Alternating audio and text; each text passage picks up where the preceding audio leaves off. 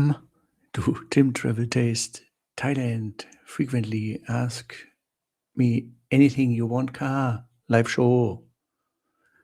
First off, I already had to ban 3 Indian super fan chatters who wasted 1 hour of their life before the stream to spam the chat with 60 to 80 messages.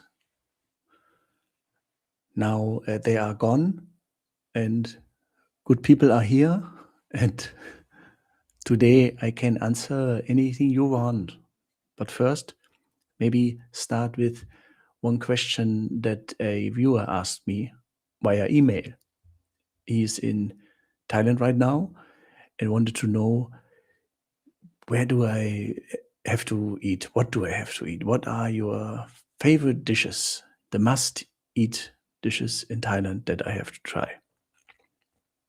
He's in central Bangkok, central Thailand, Bangkok, Hua Hin, and northern Thailand. So he will find everything.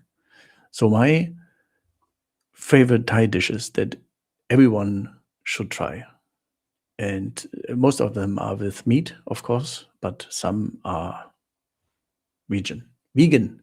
Some are only vegetable. So number one for me all time is mo ping.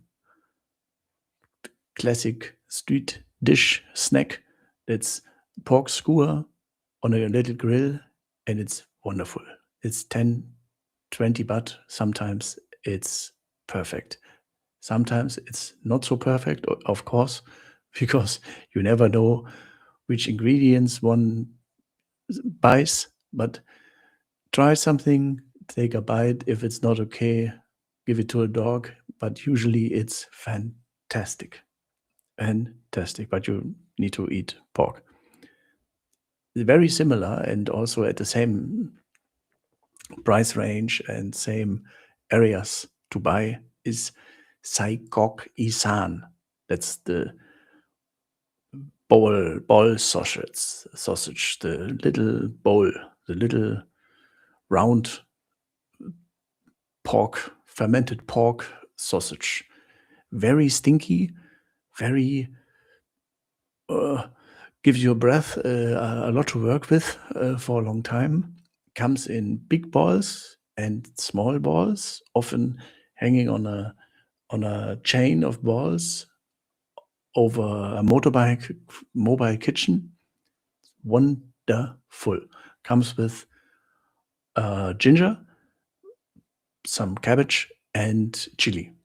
And tip: take the chili and put it inside the sausage like a nail through, and then eat the whole thing.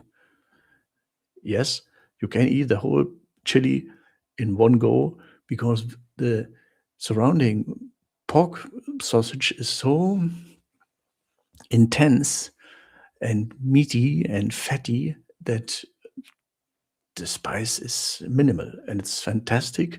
And Thais are very impressed because, oh, you can eat spicy very much. Oh, very good. And so I also have to be lucky.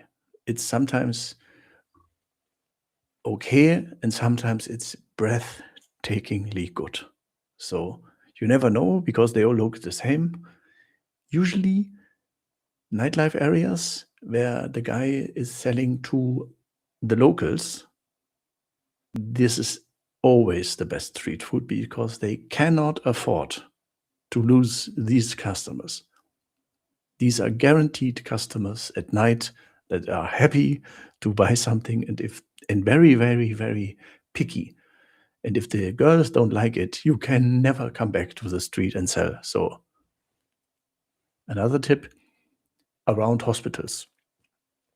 Every street food around hospital can't be bad because the nurses and doctors can't afford to get sick from a little lunch date. So hospitals and nightlife areas. And you know what I mean by nightlife. The second one is more grob. And the third one, and honestly, it's almost my number one. More grob is crispy pork belly. And it comes in every variation that you can imagine. But usually it's just crispy pork belly. And when I see a street food stall with a block of crispy pork belly dangling on a butcher hook, oh, you know, this will be good. And when they take them down and then they and give you the ones, it's so good. And it comes with everything. There are food stores where you have Panang curry with mokop. You can have noodle soups with mokop. This is in good places. Mokop is always a choice. Oh yes, it's only fat and it's fantastic. Next one, also very simple. Also, like all the others, basically the simpler the dish, the more likely that they come from Isan. They invented all the easy, fast food, which is 10 times better than fast food in the West. And this is gai yang. And this is not a young guy. Gai is chicken, and yang is, I think, roast grill. So it's basically roast chicken. Sounds stupidly easy and simple, and why could it be good? You have to eat it in Thailand, and it opens your mind. It's mind-blowing how a simple dish like a roast chicken can be so much better than any other roast chicken that you ever had in your life. It's so good, maybe because it's so fresh. I don't know what they do. It's magic. And usually it's just it. It's just chicken. There's nothing else. It's not like Thai restaurants in the West where everything has the plate is big and filled with everything. Usually it's just chicken. Next one, of course, pad kapao. Pad kapao is, I mean, I know from friends from German friends that's usually the easiest one to order, and everybody orders it because it sounds okay, looks fantastic, and it tastes fantastic.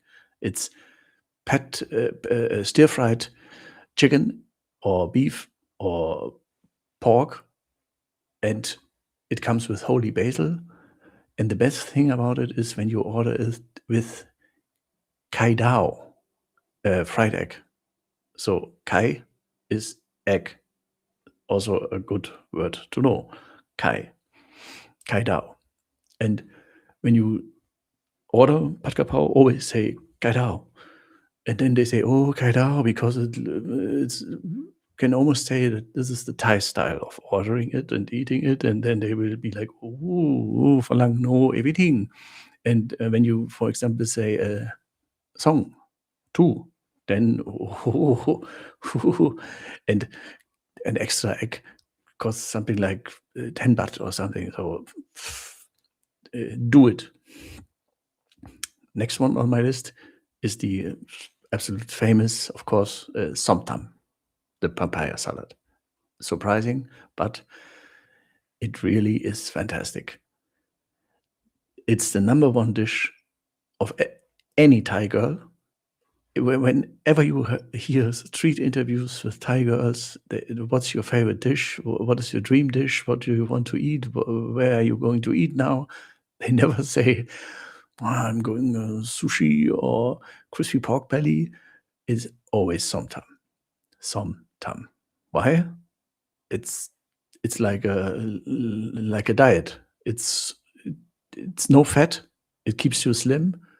It's very spicy, so Thai people like it mak. And that's the reason why you should be a little bit careful So the trick is to always order, by the way, always order khao niao. Khao niao is sticky rice. And two reasons. Sticky rice makes everything a little bit less spicy. And when a Falang orders khao niao, you see it in the eyes of every Thai. This is like, oh, I like you. Oh, you very good. Followed by, you have Thai lady now. Why you know? Why you know Khai now? Khao niao, why? So they love it. In Pattaya Beer Garden, for example, there are 2 or 3 waitresses who always look at me like, ah, not because I'm so beautiful or they like my hair. No, because I eat Thai food with sticky rice.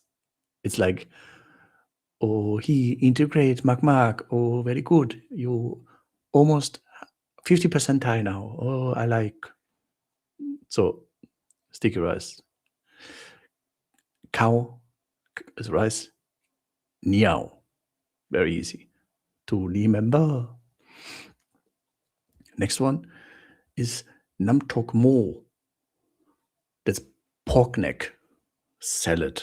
It's pork neck with a little green stuff and marinated, insanely good. And a little story about it. When I've been to Bangkok with my parents, the first few days, my mother wasn't super into street food, let's say it like that. And she isn't usually also not the biggest meat eater. Usually for her, it was better to have some tam and other stuff that I will tell you in a second. But I always ordered everything that I've thought they should at least see and maybe try. And Nam Tok Mo. Nam Tok Mo. This was the moment where my mother, for the first time in Bangkok, said, "Oh, oh my God, what is this?" And then I told her, "Yes, this is pork neck." Like, yeah. And she's like, "Hey, how can this be? This is usually when you buy that in Germany, this is not good. Why is this so good?" I say, "Yes, Thai people make everything good." Nam Tok Mo. Mo, pork. I just a second. The big meat names that you need to know is beef is Nuer. Nuer. Nuer. Nuea. Nuer. Pork. Mo. Shrimp. Gung. Fish. Pla. Squid. Pamuk. Chicken. Gai. What else? These are the duck is pet. That's one of the most difficult word in the beginning, pet, because pet sounds for a Western ear or first time exactly like the number 8, pet, very similar, and pet, spicy. So when you get asked, pet mai, you could understand 8, spicy, duck.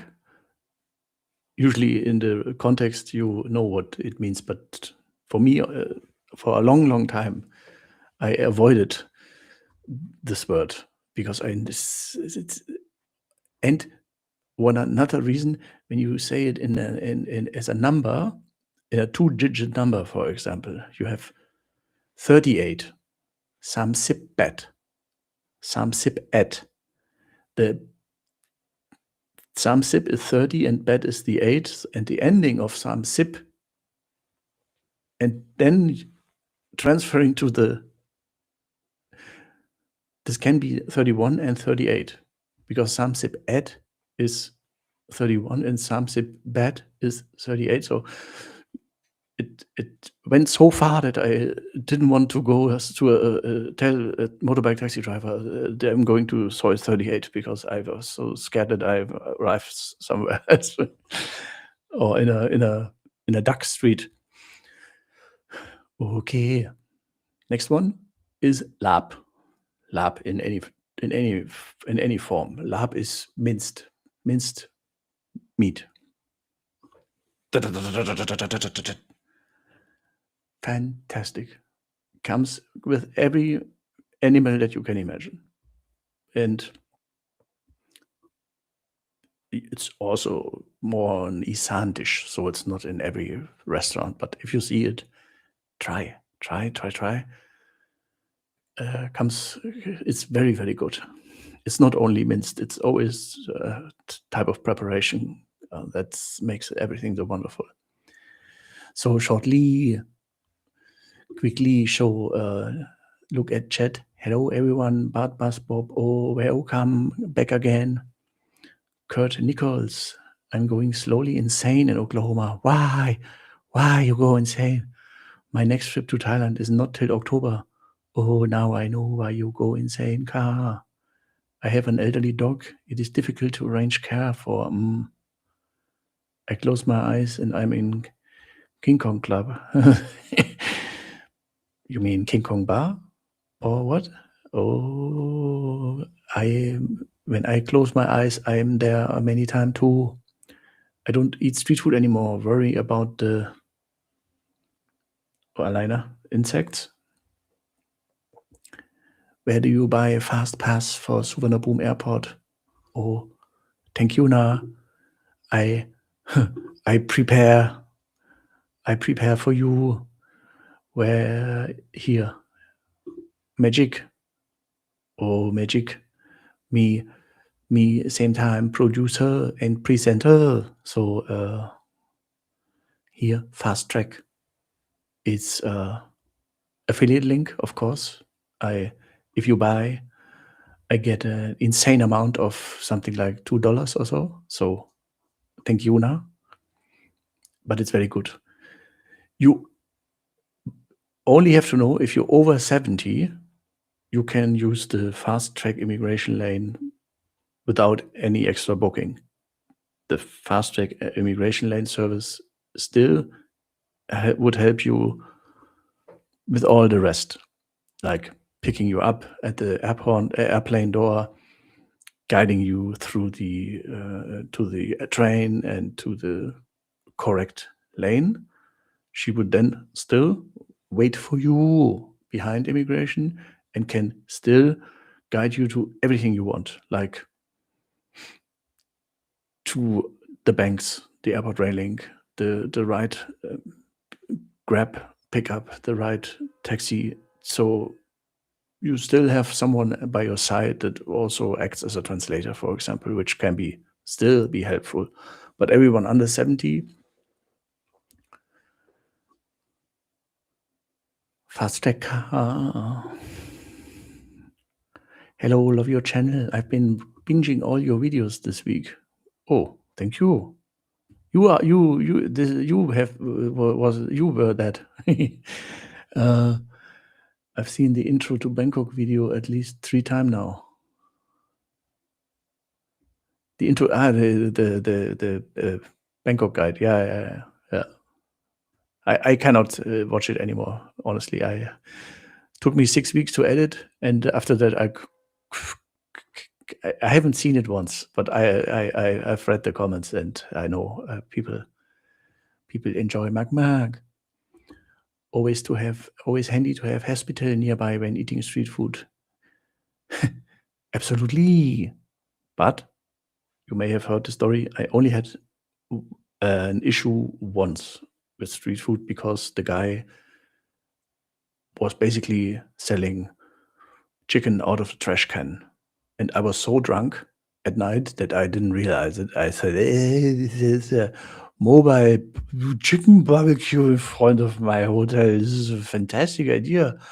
And then I bought it, and very, very, very, very unpleasant next hours. Very unpleasant. And almost didn't make it. And that's for me always the biggest challenge, making it to the pharmacy and back in time. So it's always good to have a pharmacy nearby or already prepared with Imodium, for example, and water and electrolytes. These things help. But without being completely drunk and looking at the street food stall, the team, the cleanliness, the busyness, how the people treat you, how it smells, obviously, never had any issue. And if it still doesn't look good in your opinion, then next one, my pen lie. But normally, if it's a friendly family-run street food stall, or just how they behave and how clean it is, when you see how the dishes, the dirty dishes standing there for hours and nobody is cleaning something, and they haven't figured out a way of coordinating stuff like that, can be tricky, of course. But then next door, the good ones usually are not only good at cooking, they are good at treating customers good and treating their own stall very good. So then usually should nothing happen. Oh, Mr. Dutch Verlang, guten Tag. Oh, lecker Tag. Lecker Tag in Dutch. I don't know, but I like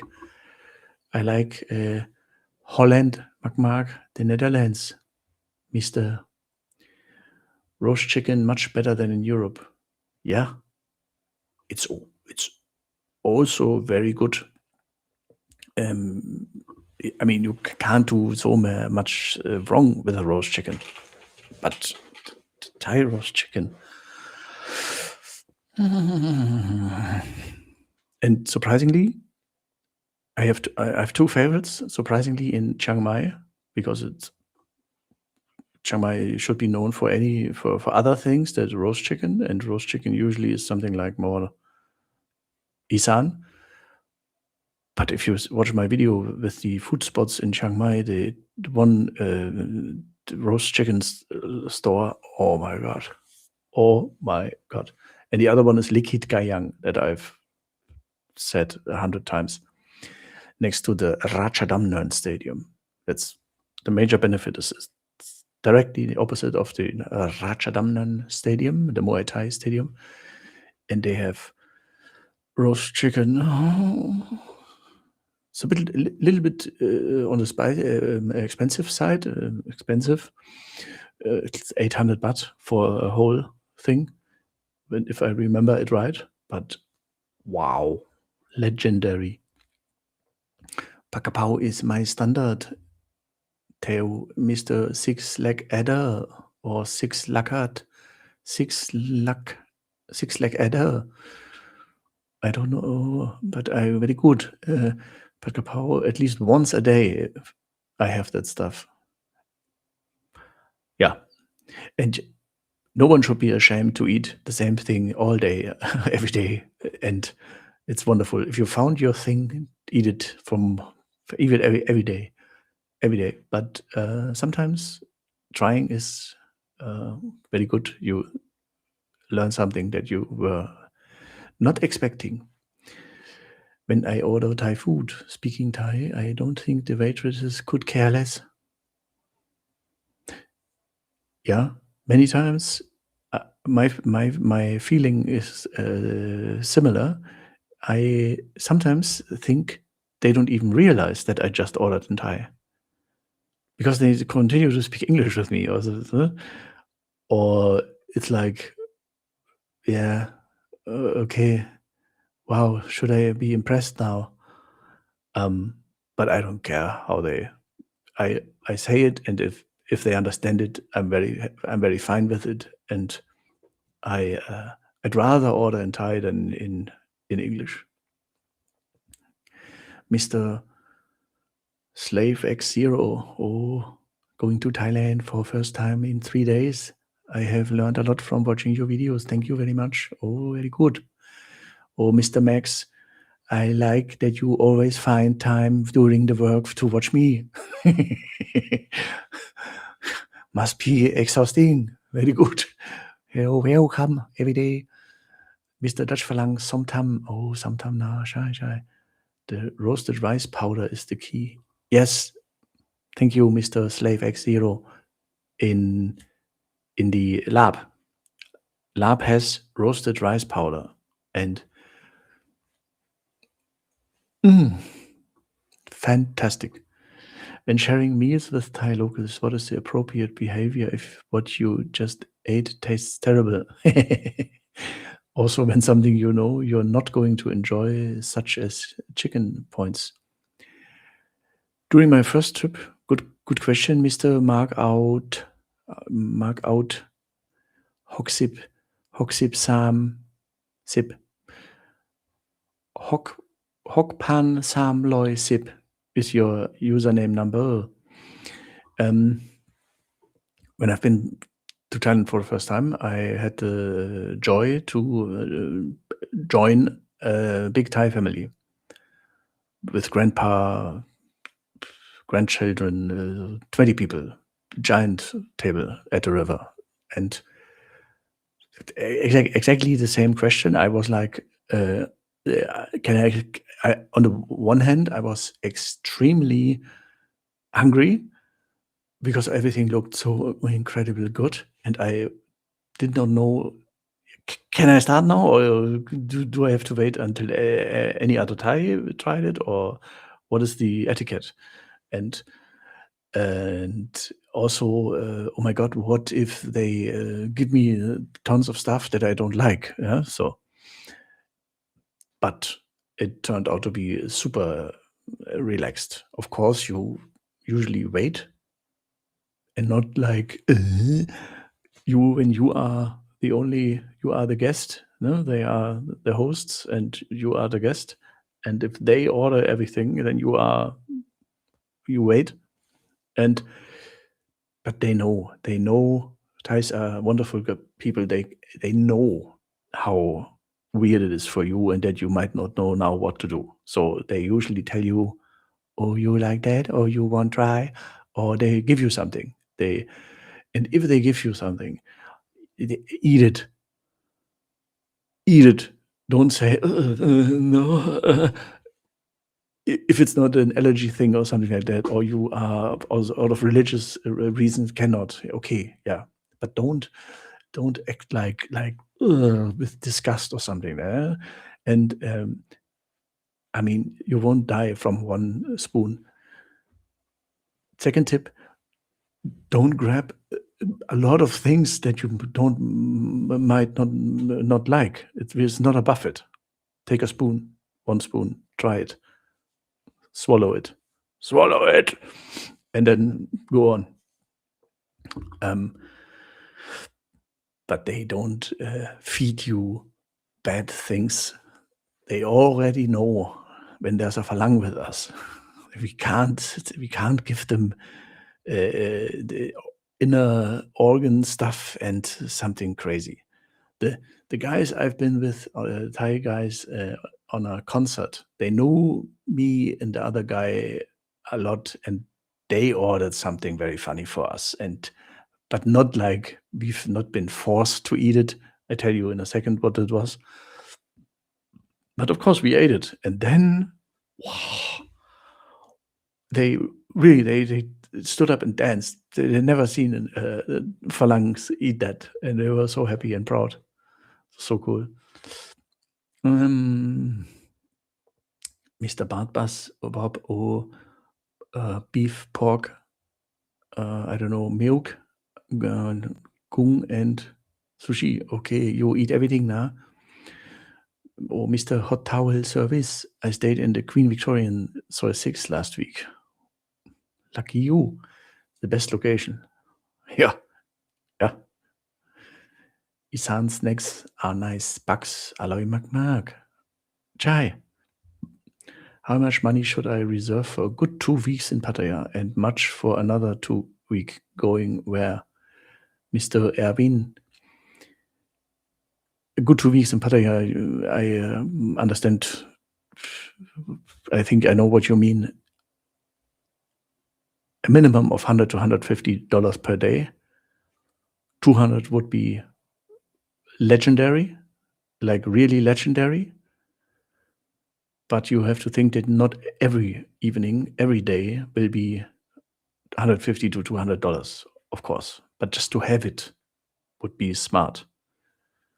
Because you will see things in Pattaya where you suddenly say, I have to get it now. Where's my money? So there shouldn't be a moment of, oh, cannot, or because I did not know that Pattaya is so much fun.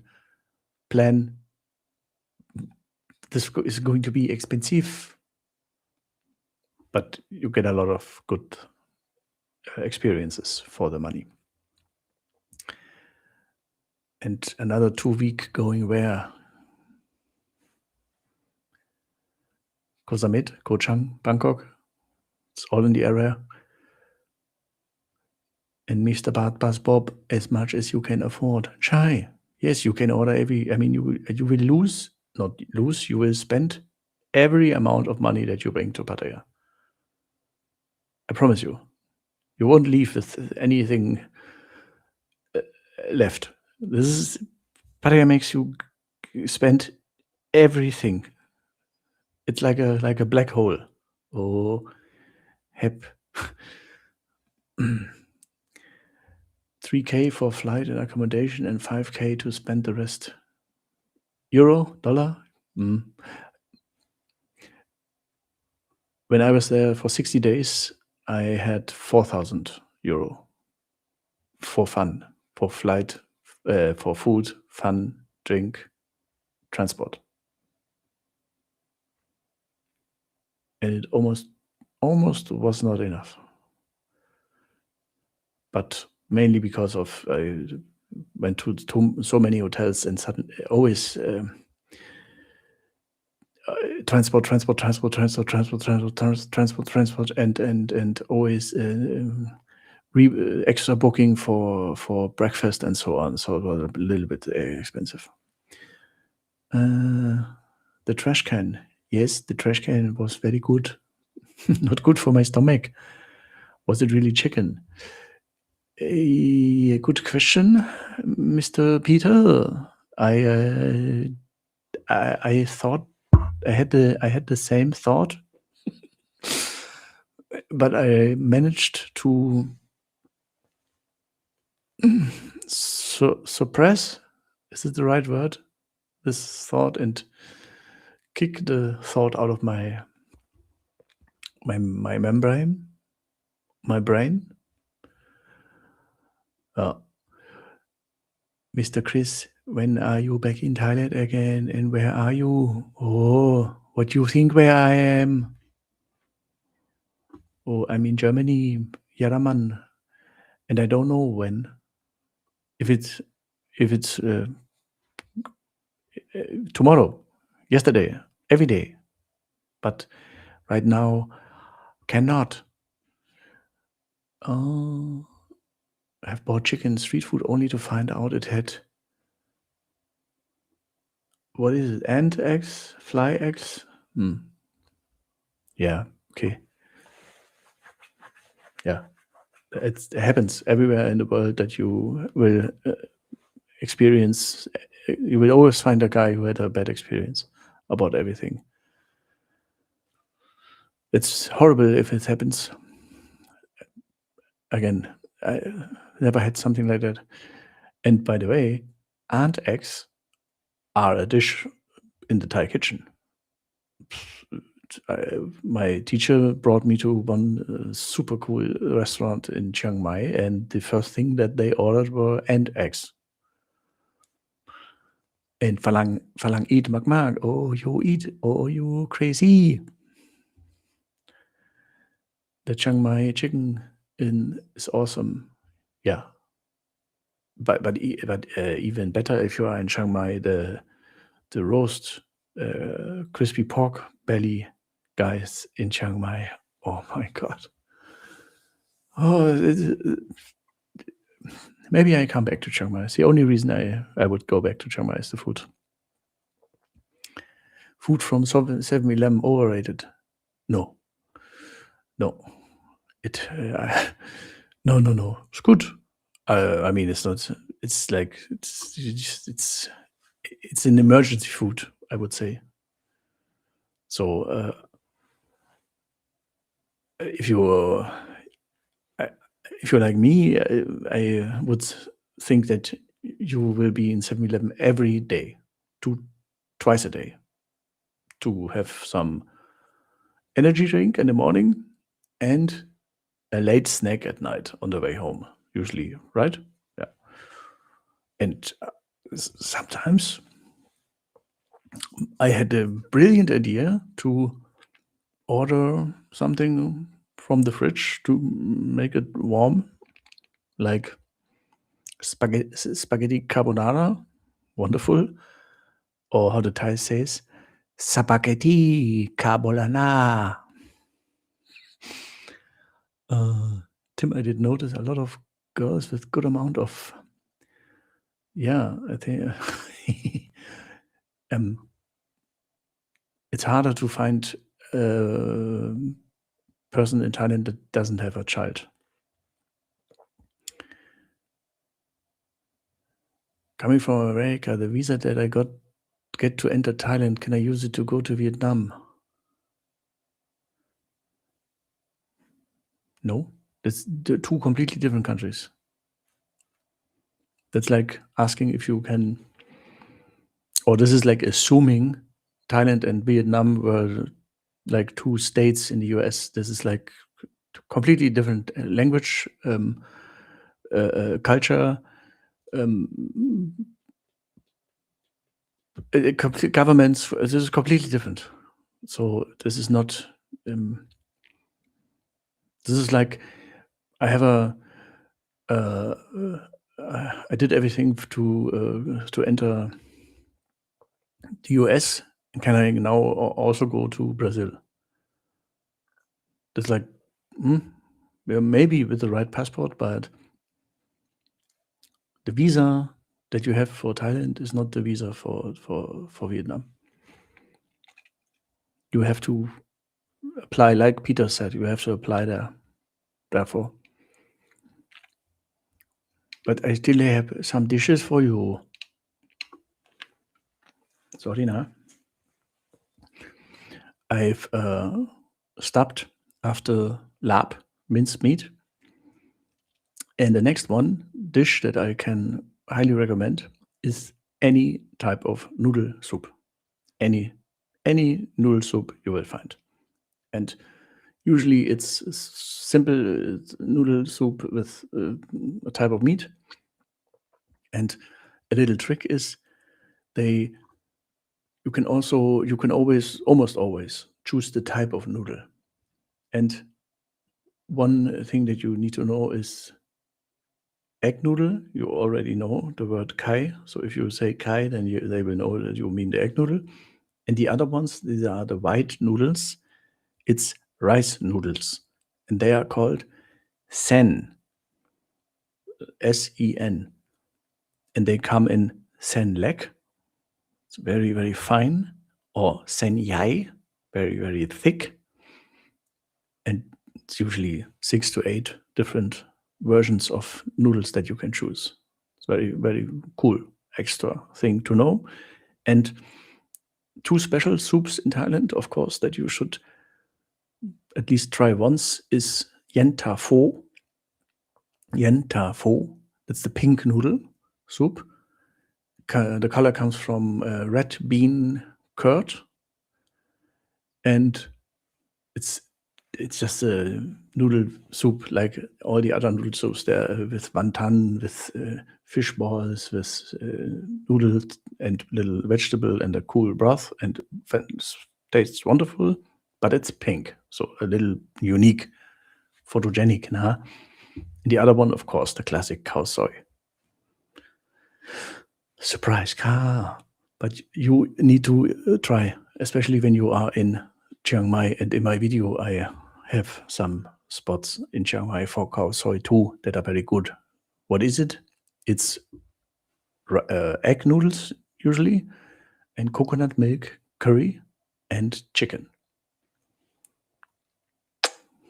Very good. By the way, very good. In Thai, if you want to say delicious, some people might know, but first timers might not know. Delicious is aroi. A R O I. You can say alloy. Aroi, alloy, how you like. And very delicious is alloy mark. Mark always is like very. And if it's very, very good, it's alloy. Mark. And if you are in northern Thailand, you can make them like you 1% more when you don't say alloy mark, but when you say lam kanat. Oh. And if you meet someone there that you find very cute is ngam kanat. Ngam kanat, starting with ng. Ngam. And in Isan, or everywhere, because everywhere you will find people from Isan, and it's more like Lao language, is Sap Ili. And it comes in thousands variations. So you can say Sap Hang, or Sap Ba, Sap Yu, and Sap Ili. But this is something that will surprise some people too, and people will say, oh, but it always followed by the second question is, why you know? You have Thai lady, nah? Immediately jealous, even the old chicken roast lady that you've met for the first time, immediately like, but in a funny way, nah. The next thing that is very cool is gung che nam pa. อะไรนะ gung che nam pa. This is raw shrimp, yes, marinated with a mixture of fish sauce and little leaves, herbs, and stuff. So, and sometimes how do you say a sour cucumber? Sour cucumber, is it the same in English? Yeah. Very cool. Very like most people will not order it because this is raw seafood. We can't die. You won't, and it's fantastic. And you take it and you put it in the dip, and comes with garlic extra and chili, and so fantastic. Fantastic. By the way, another tip, I almost exclusively ate that in bars. And bars in Thailand have the best food ever. One reason is you are already in a mood to enjoy everything a little bit more, of course. So you are a little bit like more open to, oh, food is so good. But the things that they offer in bars are usually so perfectly fit for bars. It's always some skewers, barbecue skewers, so delicious. Little snacks, stuff like that. And even the venues where you think, of course they don't have a kitchen. They have everything. They do everything. They always have a menu. They always can bring you in amazing food. So bar food, remember. And what you will find in bars oftentimes is girls surprisingly, and they always bought bugs and try them. And sometimes in bars, the street food guys stop on a motorbike, and oftentimes these are the bug guys, and try them. It's really not that bad, especially the grasshoppers and the little worms. I know sounds but very good. And the other thing that a lot of bar people always prepare, already have in their bag is chicken skin, crispy chicken skin, or crispy pork skin. Can you imagine 5 Leos in, or sang some coke and Thailand night and wonderful, and then a little crunchy chicken skin? Oh my god! They just know how to have fun. This leads me to another special one. Yam Kanong Jin. That's something that I found in one of my favorite bars that only my meetup guys experienced.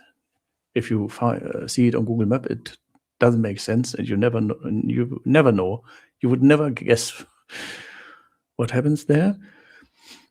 And the stuff cooks a lot, prepares a lot, out of boredom a bit. No, out of they stay there for 10, 12 hours, so they cannot just go out to restaurants. So they prepare something for themselves and eat something. And so, of course, they can order something delivery, but often they do something themselves. And once I had the joy of being fed like a like a little kid, this dish. And what is it? If you see that, you recognize it, because it's a big table with a lot of ingredients, giant bowls of salad, leaves, green stuff. Then mackerel, the fish, grilled. Then fermented fish sauce or fermented shrimp sauce, rice noodle, chili, garlic. So a lot of ingredients, like almost like MasterChef Bangkok nightlife area. And then I just said, yeah, give it to me. And one of my oldest friends, Toom Butifu, she prepared it for me like that. She took a leaf, and in the leaf she put everything that was there: rice noodle, chili, little fish sauce dip, something like that, mackerel, and so on. And then rolled the leaf, closed the leaf like a little package, and gave it to me. And wow, I have to admit, the fact that Toom did that was half of the fun, yes. But oh my god, is this good? So if you see that somewhere, this is a rare dish prepared by Isan girls at night. Oh, then you are very lucky. Then I can tell you about the one thing that the guys made us eat during my first night in a live concert bar, and it was fried duck bill. I hope that's the right word in English. That's the duck bill, the mouth. So what is it? The name is, by the way, Pak Pet Tot Pet Duck, and you get like the hard part of the duck bill is like a skewer, like a tool, and at the end you have this area of the duck, you know? And this is like sashimi, so tender. This is like, and it was surprisingly very good. So you take that and then you only suck it, only the meaty part, and the Thais were like, Alina, oh, cannot believe, oh, why you eat, oh, you falang crazy, I like you too much, very good, and we order one more. Okay, you will find that in almost every duck restaurant.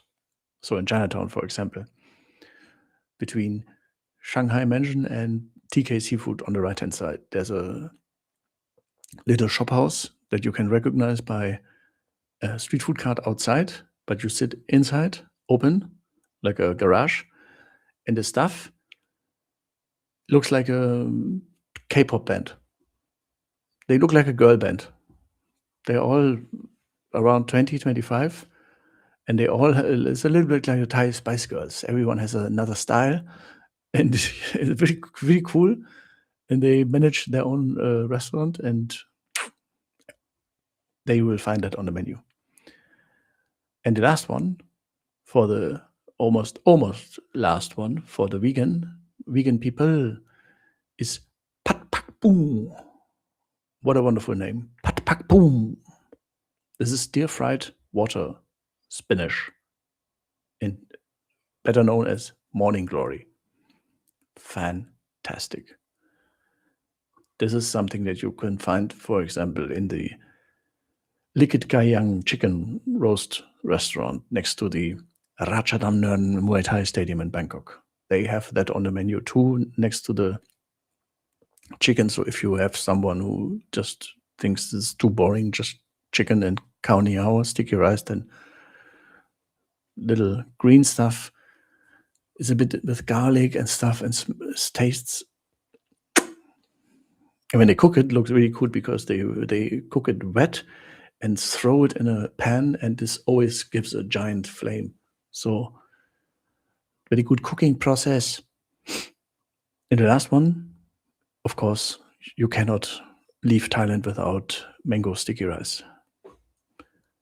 Such a weird dish if you think about it. Let's take a fruit and then take sticky rice. And then we pour a little bit condensed milk over it. Maybe it tastes good. What? And it tastes so good. Oh my God. Because the mango in Thailand has nothing to do with mango outside of Thailand. Wow. Mango in Thailand. This alone is worth the try. But the combination with sticky rice and the condensed milk. Seb Ili. I can say, oh, I finished Thai food now. I go back to chat. Hello, Aunt X bush tucker in Australia. Oh, bush tucker. Oh, very good. But I don't want to see Australian aunt. I think they are big as Jack Russell Terrier. You know, rest of the world very scared of Australia. Same time, Australia people super funny and good accent, but the animals, oh, so scary. Mr. Max fast track booked and paid also flights to confirm. Oh, you so lucky. Time to awake my sleeping ploy. Yeah. Yeah, we can never talk about it in detail, Max, but I know everything. Had a lovely chicken soup in a bar with a lady on Soy 6. Yeah. Soy 6, I said it before, Soy 6 should also be known as a very, very, very good place to eat. Why? As I said, you have the pickiest customers, but the most loyal if you're good. Because the girls are there every night. And if you're good and they like you your somtam, your mokop, your pakbung, your pakapao, your whatever, then this is a guaranteed income. So, and this is the nice thing is you can buy something and then just ask, can I sit here? And yeah, of course you have to order a drink, but oh my God, a drink for $2, and you wanted to drink something anyways. So it's a very good place to eat. Hi Tim, how are you doing? Oh, follow your channel quite long. Nice to see you live. Thank you, Mr. Ixel Warrior. Gaupan Loi Sisipet is your username number. Oh, Norman Neshkio 99 Gausibgao. Cobra chopped and stir fried with red curry or grilled red. Which do you think is the tastiest? Oh, I think you can eat that immediately in Cambodia everywhere. But Thailand never see before, never been offered. But if I would, theoretically, I think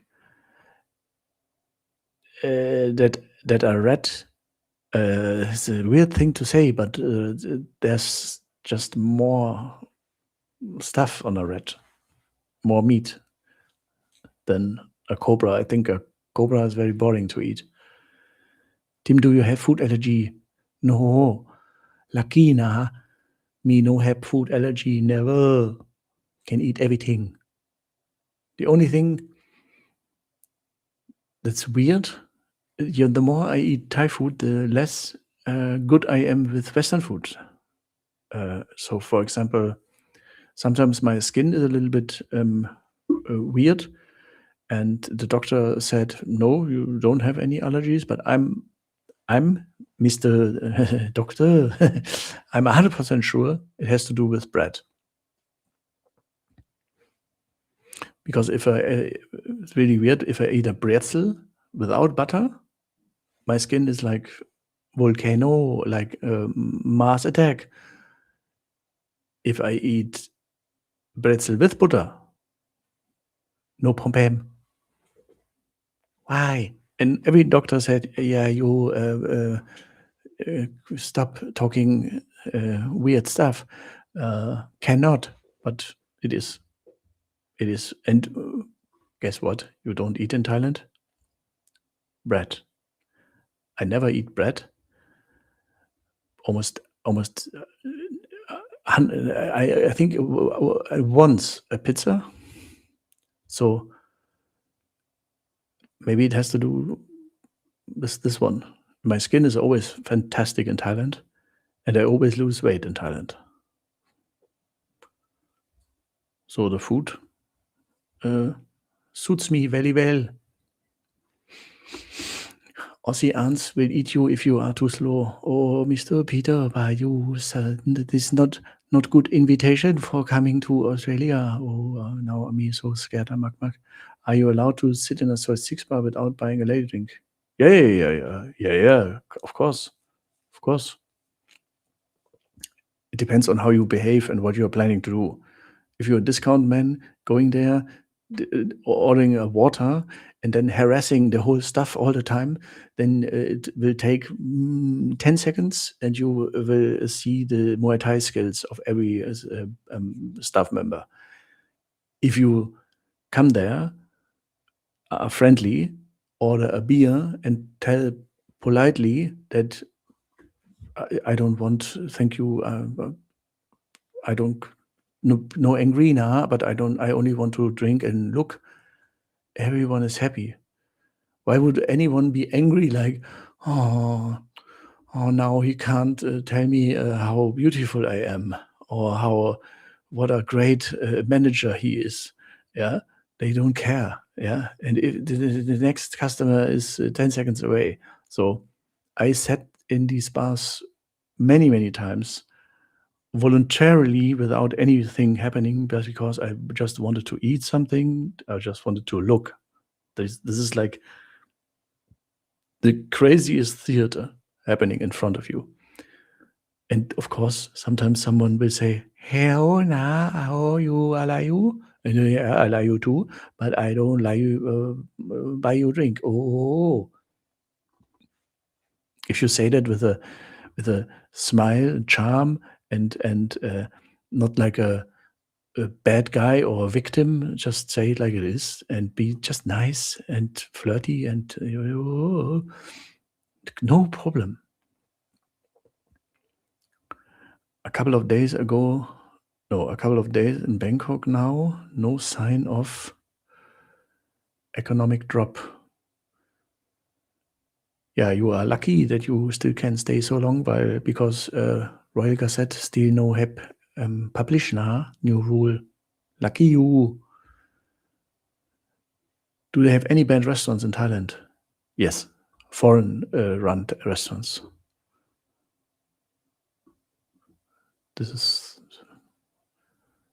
These are bad. No, of course, foreigners can run a good restaurant too. Yes, but bad restaurants. Honestly, you can't really eat bad in Thailand. If you stick to hotel buffet and the buffet looks not good, and this is a hotel where you already have some bugs in your hotel room and everything is not super clean. Yeah, hello, welcome, Mister. You want to go, doctor? But Thai people, and the one thing is that's very, very important that we don't have in the West. Most of the time, you see the kitchen stuff and the kitchen. You see exactly what's going on your plate. Where do you see that in a hotel or in any Western restaurant? Never. You almost maybe see that on a food truck, but they are so high that you can't really look inside if it's clean or something. But most shop houses, these are the restaurants that evolved from street food to we can rent the little room behind our street food cart. These are shop houses where still the whole kitchen is open, everything is open, and you see exactly what you get. It can't be, in my opinion, there can't be safer restaurants than this. Oh, Mr. Toby, or not Toby, thank you. Hope you are good. Nice to see you again. Nice to see you again. Chai. Yes, I'm okay. Before chat, I had to ban a lot of people who spammed chat before the stream, but still okay. Hello, I'm from India. Oh, did Thailand announced any new rules for Indians? You mean apart from the other ones that are already announced? No. It's not another bad news day for Indian people. No. Max Steel, yeah, I lost weight, felt great, tasty, fresh cooked food, but back home felt bloated and food tastes bland. Yeah. And the local Thai restaurants are so expensive and and not so good. That's, by the way, funny. They, I read on the government side somewhere that the government now wants to work together with European communities to enhance the Thai food outside of Thailand, because they've heard and read many complaints that although there are many Thai restaurants in UK, Germany, and everywhere, many of them, according to the Thai government, do not cook accordingly to the Thai taste. Often, that's what they said, not run by Thais. And they want to create something that secures the level of quality so that the Thai food not only tastes fantastic in Thailand, but everywhere. So they realize that the world, that their own kitchen is something that should be very proud of, and this could be a worldwide hit. But right now, it's more like a worldwide number 10 hit song and not a number 1. That's what the Thai says. Of course, they are very picky when they see that. And I don't know if you've seen the viral video of Gordon Ramsay when he tried to when he tried to cook a pad thai, and the Thai chef tried it and completely ripped it apart. Like, that's not pad thai at all. So it takes a Thai to cook Thai. Really good.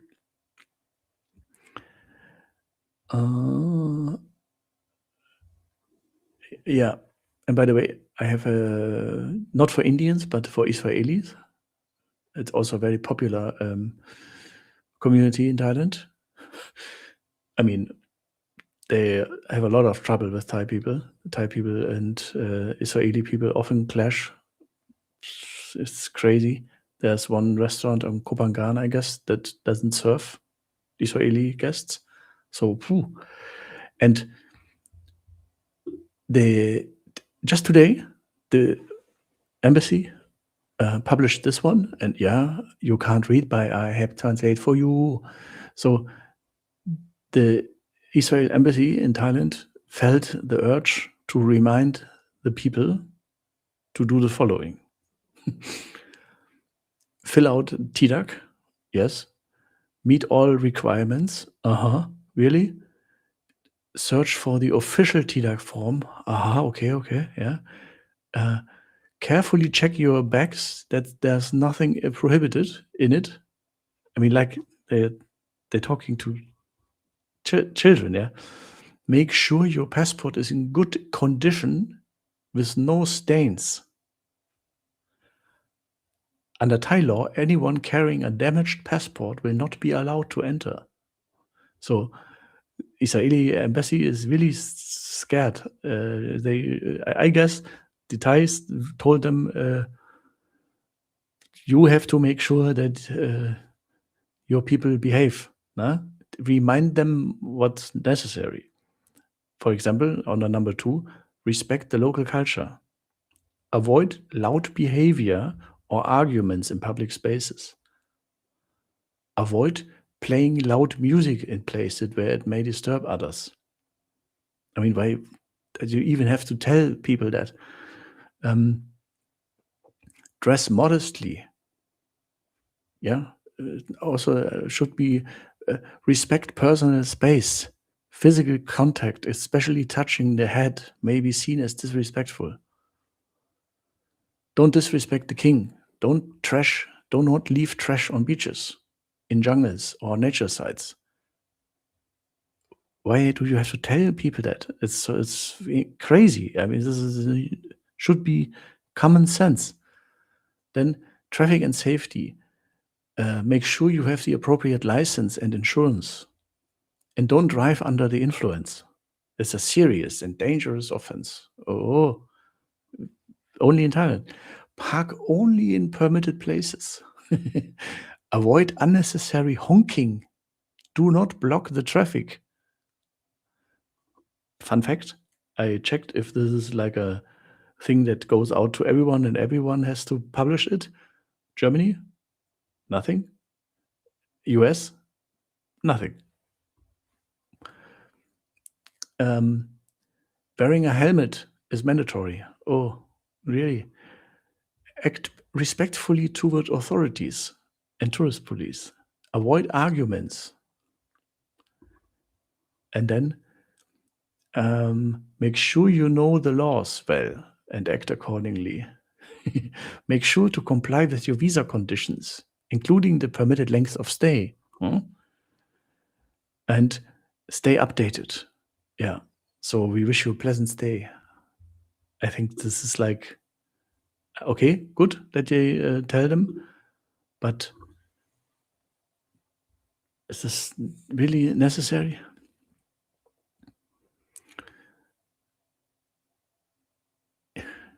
Yeah, Mr. Falang, Dutch Falang, a big, yeah, but I published a very big video about it. I hope that M. Vinayaki Shore watched it. If not, Mr. M. Vinayaki Shore, your visa-free window is reduced from 60 days to 15 days. And you have to pay 2,000 baht for the visa on arrival. So And this is very few countries are punished with 15 days. The rest of us is punished with 30 days. So everyone is reduced from 60 days free to 30 days. Of course, extensions and everything is still possible, but it hasn't been published. So nobody knows if the extension rules also might change. We don't know. Mr. Rupesh, Indian tourists bring lots of money to Thai business. Yeah. Sorry. This is everyone has the right to have his free opinion, but the rest of the world knows that that's absolutely not true. And one reason why Thailand says 15 days is enough. If it would bring so much money, why would you punish a country so hard? Standard respectful behavior, they still need to learn. Many people still need to learn. Absolutely. Yeah. Oh, I have seen big movie now. Oh. Yes. And speaking of big movie, I have seen something that made me very happy. This one. You know her? You see that? This is Fong Beer, my new favorite Thai creator, female Thai creator. And because she's funny, she's really funny. And it's not like the same humor that every American stand-up comedian women has. It's always this one topic and I can't hear it anymore. No. She makes joke about herself. She makes fun of herself. She makes fun of the Tinglish and the pronunciation difficulties. And it's so funny. She has the series that's Tinglish with beer. That's her name. And I asked her in one video because her voice is really, really good. And she talks like me, and I think my dream is to talk like her when I do ploy impressions because it's so good. And I asked her in one video, that's the comment that you see here, because I thought it would so be awesome if she in the future may be the voice of the BTS and MRT, no? The next station, na. And what did she do? She read it and said, "Okay, I make a video." And then she was in a BTS SkyTrain station and repeated my question and said, "Of course." And then she made a video about the next station, Soy Cowboy. So watch her. She's really, really cute and funny. And as I always say, she's Hasib funny and Hasib suai.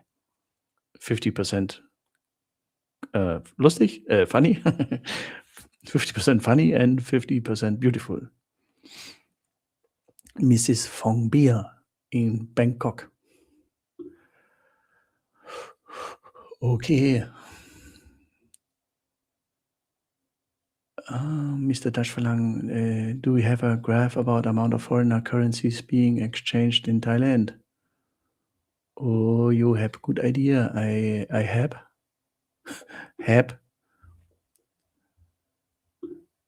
Wait, I have to make new scene. Here. You see? Wait. You see? Yeah, I think you see. This is the overall overview. Now we have here Australian dollar and baht. Very green. Then we have Canadian dollar and baht. Oh, goes up again. Euro Thai, go down. The pound sterling in baht, oh, go down. And dollar. It's cool, right? Google Finance. I found it very beautiful, very good to look at.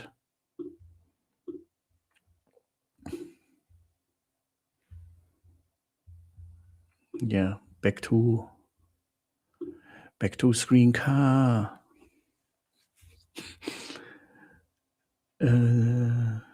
Oh, very small now. Chai, very small. Yeah.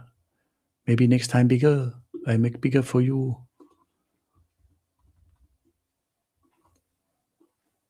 I can try again. I make bigger for you. But I'm not prepared, so now freestyle. You see now? Now big for you. Oh, I think it's big for you, Mr. Dutch Falang. Sorry, na. We have Australia dollar. We have Canada. We have euro for Mr. Dutch. And we have pound sterling for Mr. Max. And we have USD for all my US American viewer. Okay. By the way, number one viewer, US America, and then UK. So thank you, English speaking people, to understand my German English. Very good. How much percent of foreign currencies being exchanged in Thailand are Indian rupees? Good question. I check for you next time. I think not too much. Last time when they put out some numbers who spends the most money per capita per day during the trip, number one was Middle East, followed by US and Oceania, US, Canada, and Oceania, and then of course the big ones, Germany and so on. No India, of course not. Sorry, this is not the country for rich Indians. That's like the Germans who go to Spain. These are not usually the big spenders. There are some, but there are a lot of people who don't spend too much. So the budget travelers. But an American guy going to the US has already spent 2 days to get there. 2 days and a lot of money for flights and stuff. And usually then he doesn't want to be cheap. Then they book good flights, good hotels. They say, when I travel there for 2 days there and 2 days back, then please, the days between, the 4 days of travel should be cool and not like, okay, a room with no window, sleeping on the beach, 10 guys, one room, yes, and let's share a beer with 4 straws. No, then they spend. So I don't understand why they don't focus on Americans much more. This is I mean, people who take 2 days to get to you, I think they love you a little bit more than people that can see you in an hour every day, as often as they want. People who go on a 2-day trip to visit you, they really like you. I would focus on US and Germans and UK too, because we are famous for usually not being interrupting so much. And of course, my fellow Aussies might. Oh, too much. Did Indian nightclubs start taking over Walking Street after COVID? Yeah. Before COVID, there was almost no. Pattaya was Pattaya and not Little Mumbai. Yeah. 2 things changed after COVID or during COVID was the incredible amount of green leaf shops and Indian nightclubs and restaurants. Yeah, because A lot of businesses went broke during COVID. And who took over? The occasional 7-Eleven or the other two businesses.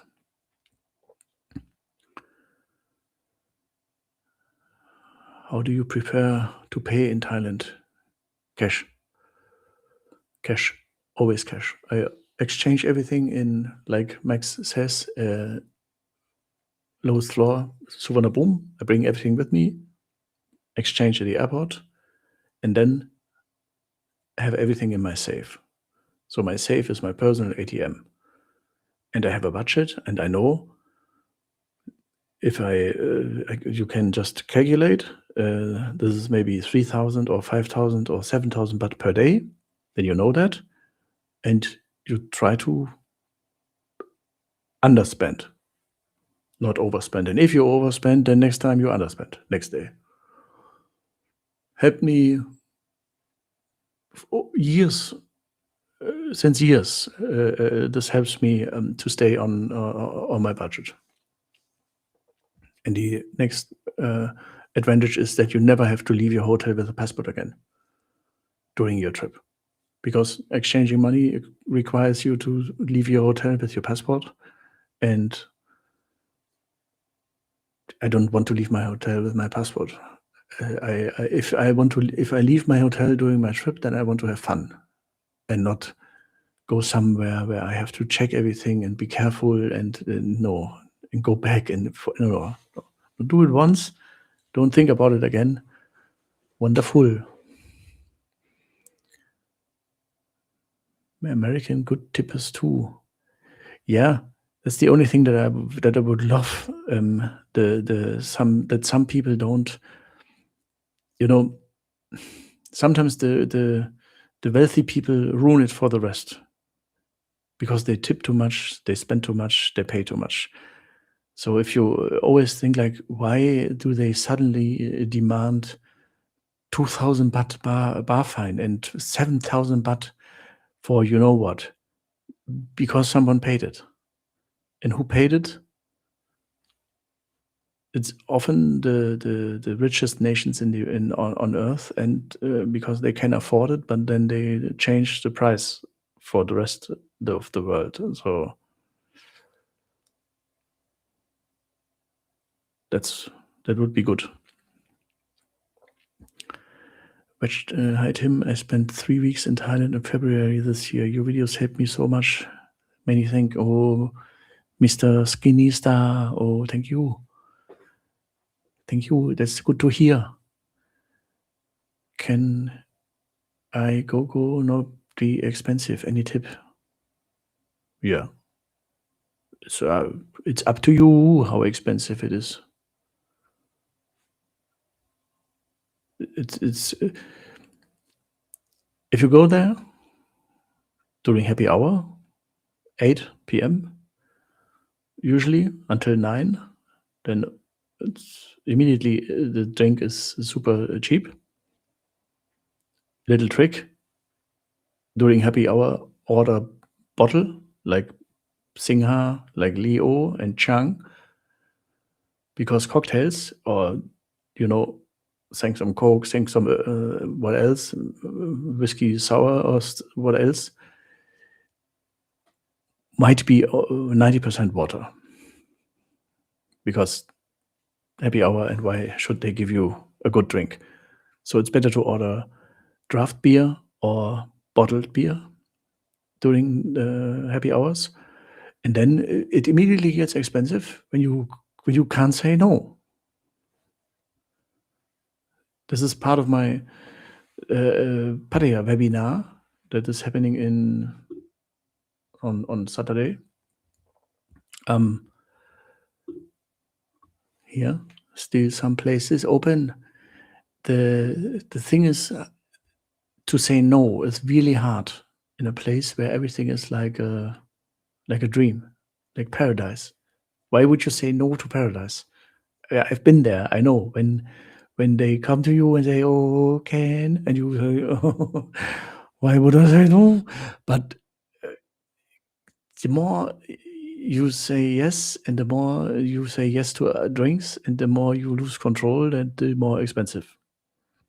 And the most expensive thing, and the most, in my opinion, worst thing you can do is leave the bar with someone. There's absolutely no need.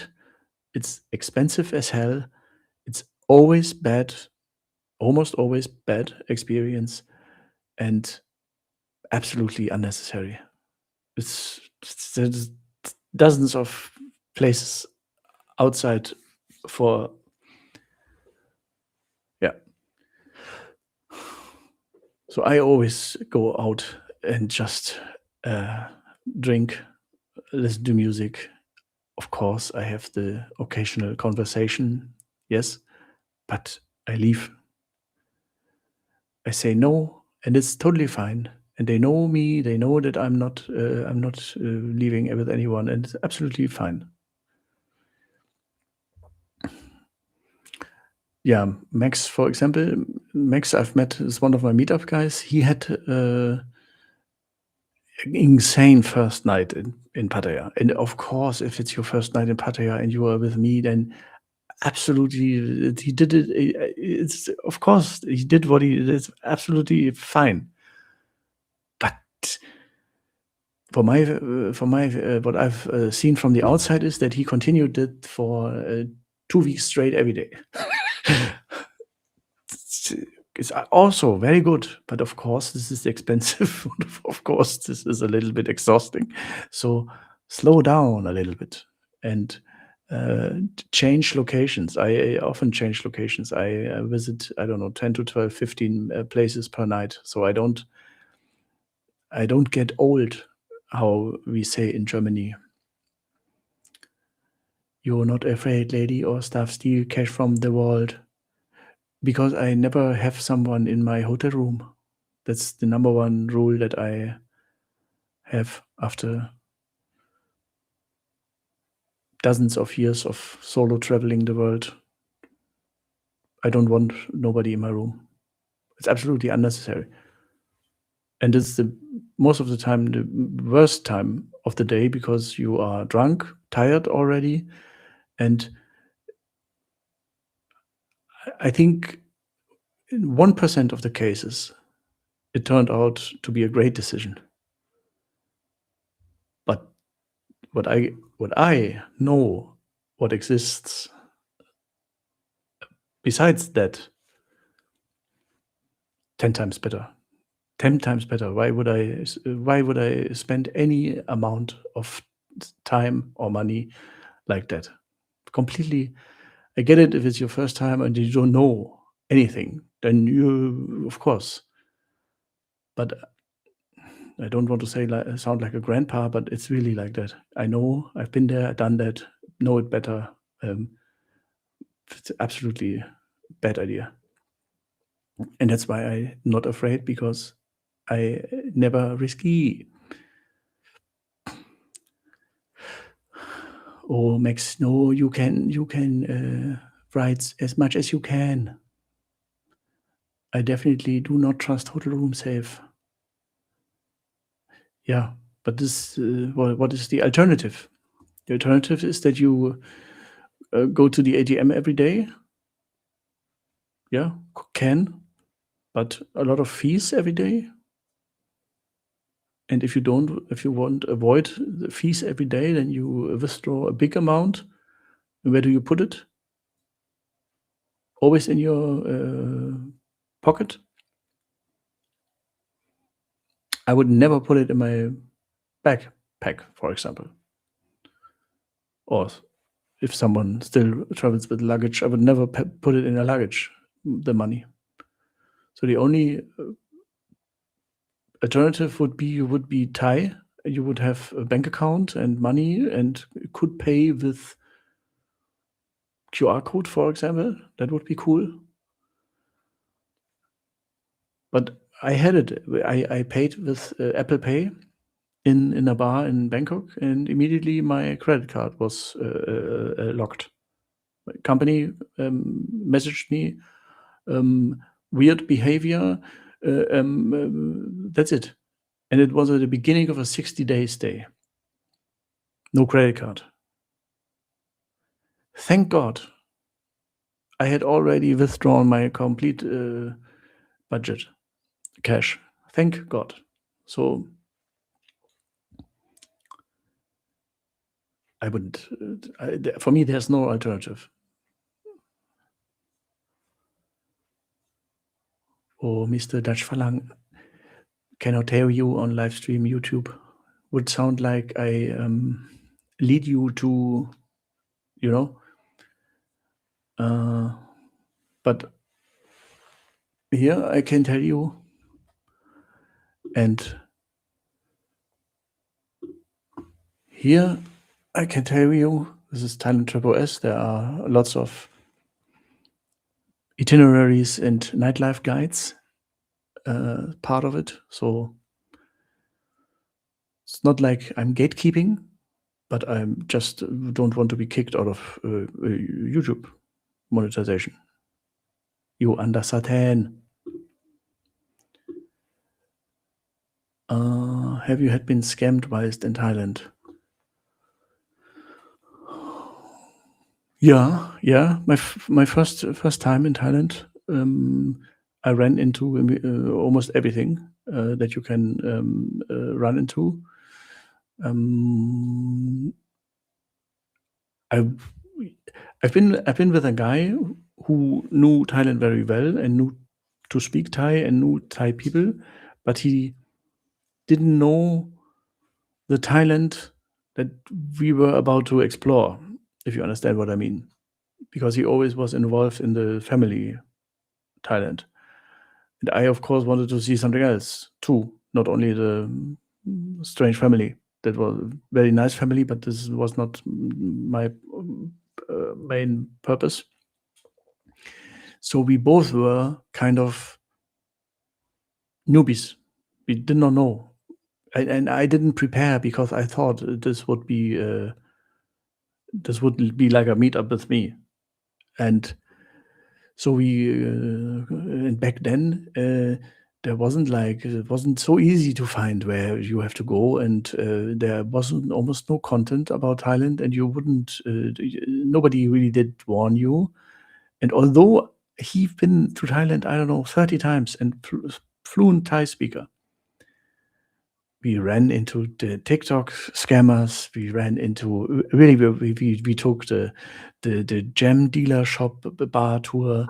The guys drove us to an hour away to a place where guys already waited for us, and it was like horrible. So I know exactly what I'm talking about. And why did it happen? Because we both thought we were smart ass guys. And we nobody can, because we are smart German journalists and we traveled the world before, and the Thai is so nice.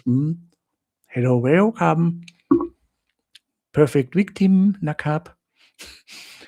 And yeah, so I thought I would be bulletproof from 38 countries and surviving favela tours with contract killers of the Red Commando. I thought I've seen enough, and Thailand couldn't hurt me, and it could. And of course, I've experienced everything. The girlfriend that suddenly in the morning asks for 5,000 baht, and you think, what? I thought we were in a romantic relationship. The ladyboy that I did not see coming. I did not see coming. And suddenly, oh my God, what is this down there? Oh, bye-bye. Yeah, I have seen it all. This is the usual thing that happens in Thailand.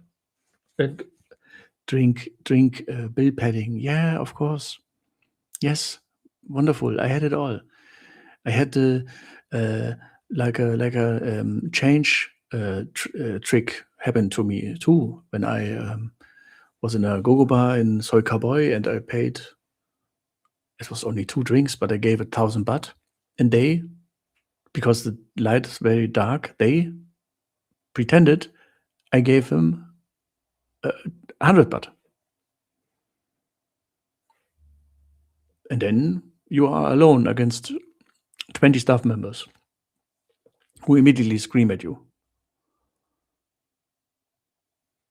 A sign that they are all obviously criminals and they know that they are wrong. It's you have to scream immediately. So then you know, okay. Yeah, I had to accept it. I left the bar with an 700 baht tip, a forced 700 baht tip. This happens to everyone. To everyone. So, yeah, not good, but happen. Oh, for a little escape from Bangkok to Quebec, Canada. Oh, I think you comment before, nah, Chris O'Quinn. Try Bangkok poutine. Yes, one of the guys that I've met in my Bangkok and Pattaya meetups was Keith from Canada, Toronto, and super nice guy, as Canadians always. Like the Thais of the West in terms of kindness. That's at least what they're famous for. And he also said like, "Oh my God, the poutine," and it might surprise you, but the rest of the world does not know what it is. So if you say you have to try the poutine, the first thing I think is, let's go to Russia and talk to Putin. So now I know what poutine is, but I don't know. It's not like I don't know the dish, and it's not like it makes me super interested now in trying that in Bangkok. But it's good to know that it's good. I've ate poutine my whole life. Yeah, that's like if I was telling you to go to Bangkok to eat obatsta. Thanks for the tip. Honestly, it's great to know that this is something for Canadians that they can have, and that's good. But have you heard of obatsta? Same, but different. This is authentic Quebec poutine, best kept Canadian secrets in the city. Oh, channel amazing too. Keep up good work. Okay. Ah, Shaba, yeah. I enjoyed the nights out too, with as long as everyone arrived and did not let me wait. Yeah. Has anyone checked her already? Would you like to have her on stream? I constantly think maybe that would be funny, or it would be complete overkill. When she talks like me, I talk like her. I think that wouldn't be a real conversation. But she's really cool. I think maybe I ask her. Only thing she can say is yes or no. Nah, Miss Fong Bia. What of the dishes are your favorites? Have anyone tried these dishes, or is anyone is any dish missing out of the 12, 13, 14, 15 that I gave you? Or any dish that you are curious to try and never tried? Or that you know from your local Glasgow Thai restaurant? Or Pad Kapau Poutine? Or Lap Poutine?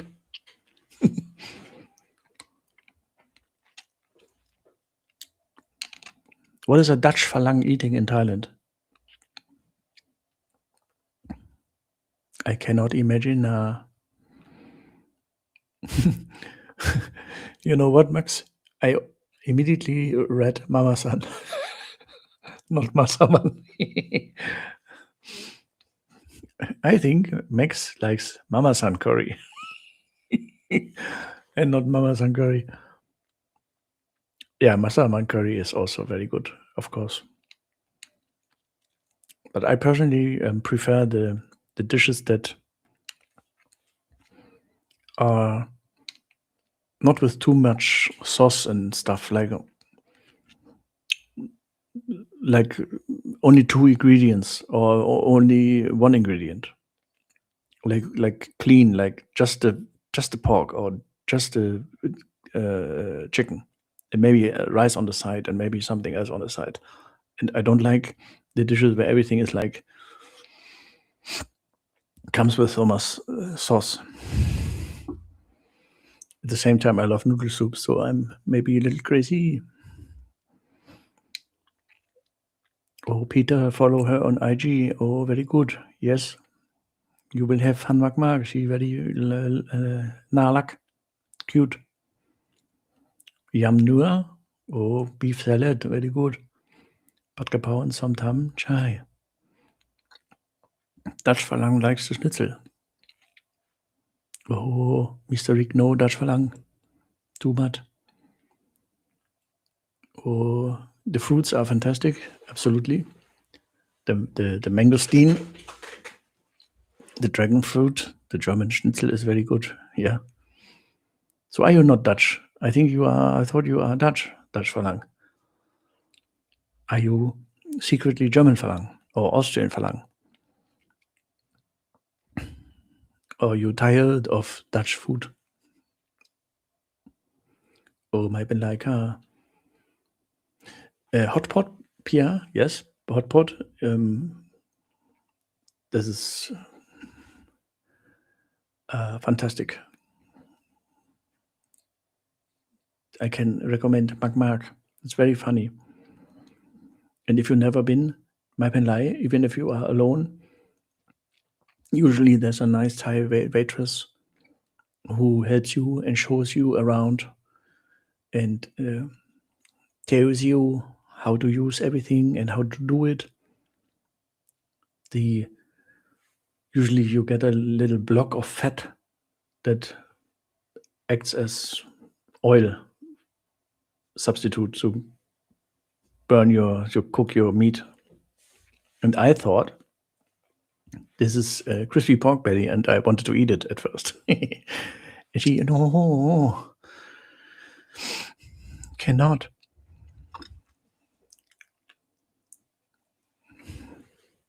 Mr. Rick, Deutsch like the Americans. Yes.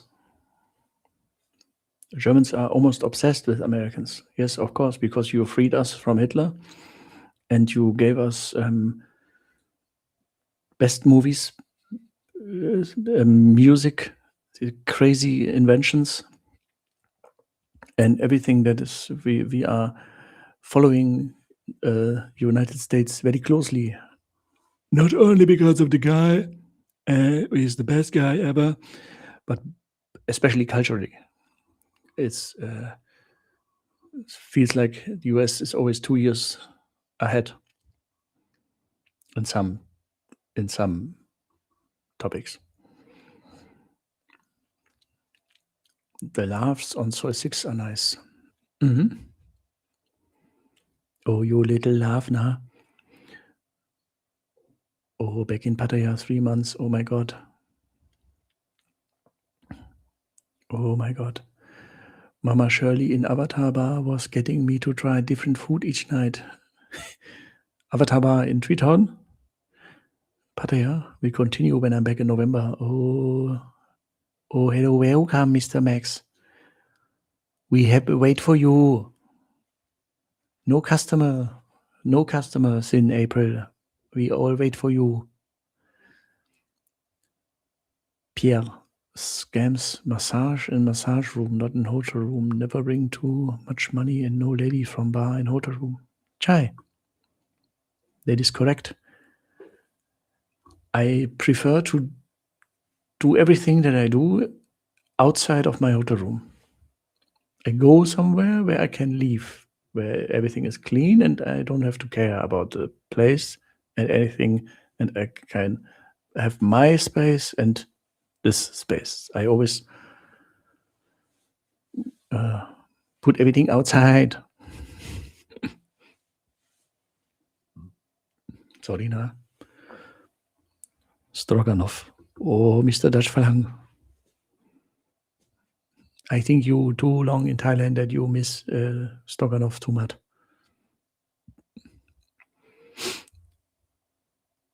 Yes. Still some people watching. Is there anything you want to tell me or know from me, or I can help you?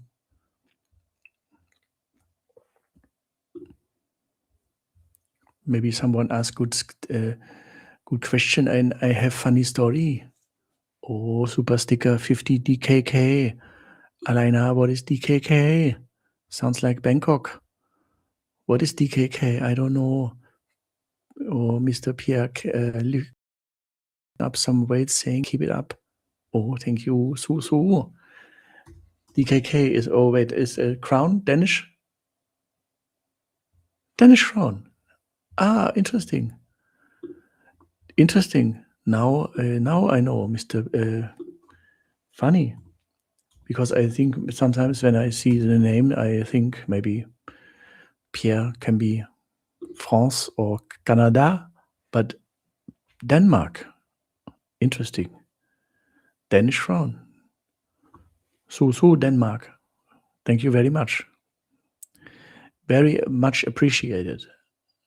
It's almost makes me a little bit cry every day when someone sends a super chat or super sticker gift for me, because it's like I never I did not think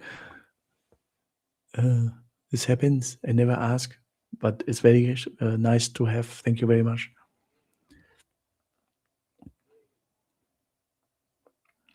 Where's the location of the open air area with picnic tables and disco lights where you can order drinks and food? In which city? This sounds to me like a typical local market. Maybe not with disco lights, yes.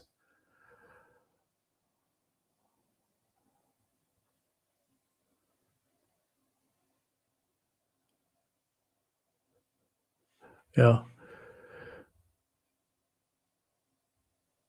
I never hear Danish cause trouble in Thailand. That's correct. That's correct. Oh, someone unsubscribed because I like Americans. Oh, bye-bye. Mukata, Luke say Mukata only have loud music and disco light. Ah, yeah. There are two possible areas that you might mean. Wait, I try to go to Google Maps now and share. I can share for you my private Google Map. Oh, never see before. With many places that a lot of people would like to have saved. This is Europe. Can I please zoom out? What is happening?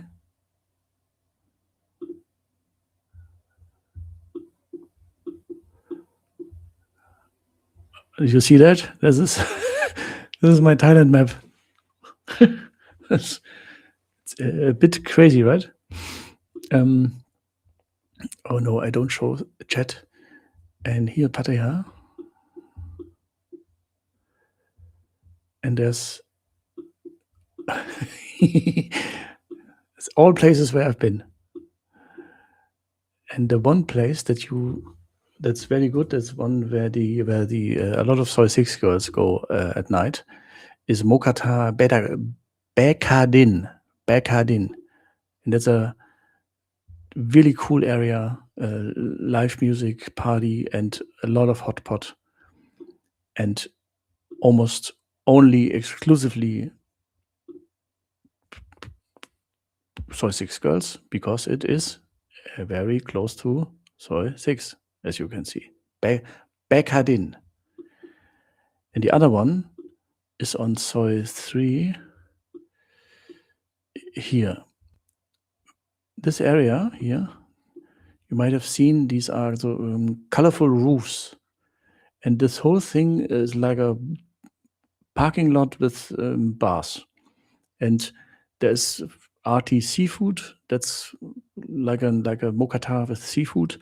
And there are tons of music places and some outside live music. And of course, everyone is mainly mookata and other Thai food restaurants. I think you think about these two areas, and yeah, the other ones could be, maybe you could think also about the runway street food market that evolves and evolves and evolves over time. It's always bigger, bigger, bigger. And yeah. What's the strangest thing you have eaten in Thailand? The strangest thing, a lot of things were a bit strange. I immediately remember one moment when Toom, my old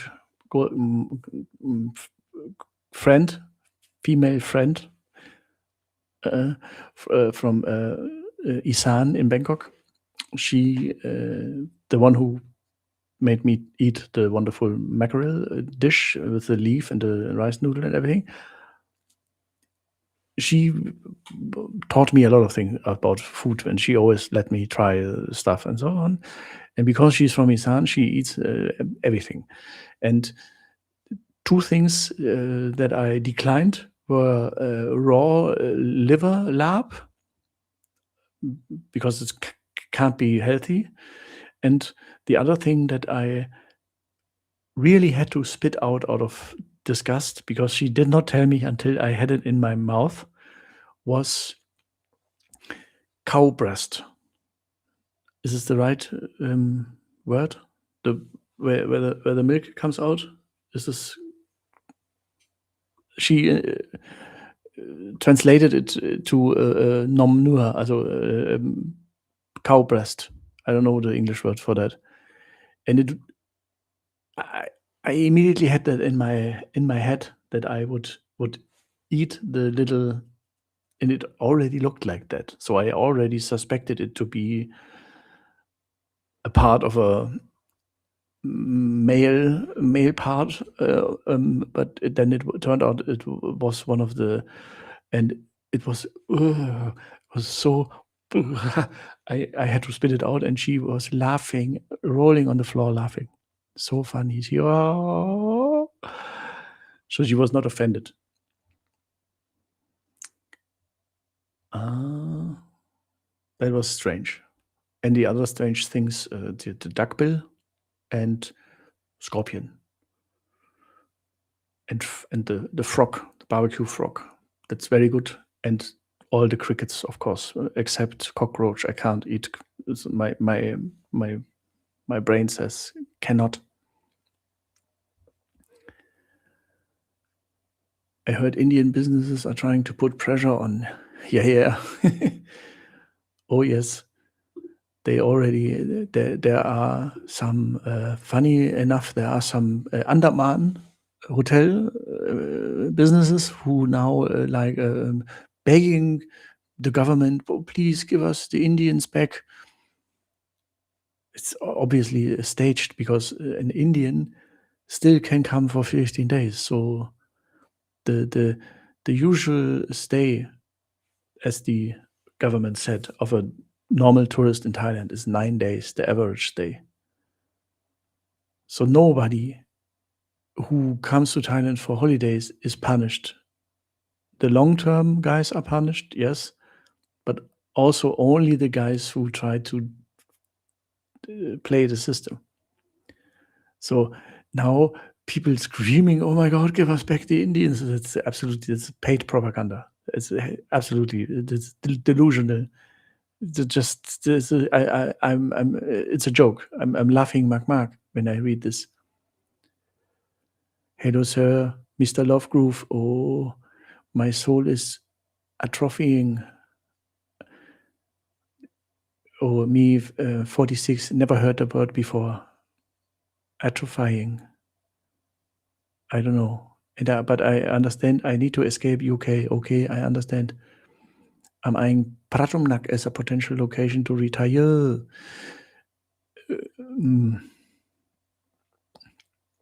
It's kind of the Beverly Hills of Pattaya, no? Is this in your budget range? Two problems. One, this is a villa area, and second, a lot of Russians. So you need to know if this is your place. If this is your place, cool. Visit it. I would never. I would always go down Jomtien or even further away. I would prefer Bangkok over everything. And my second choice is Jomtien, but south, very south.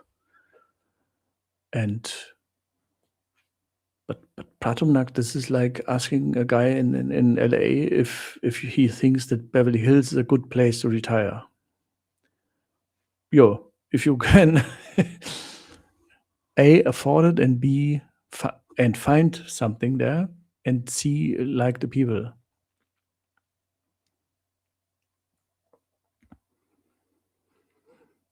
There's one person that I would like in Pratumnak, and maybe you know Rainbow Dragon, the woman, Rainbow Dragon. Let's call her a Thai creator. And she often posts videos out of a Muay Thai training gym.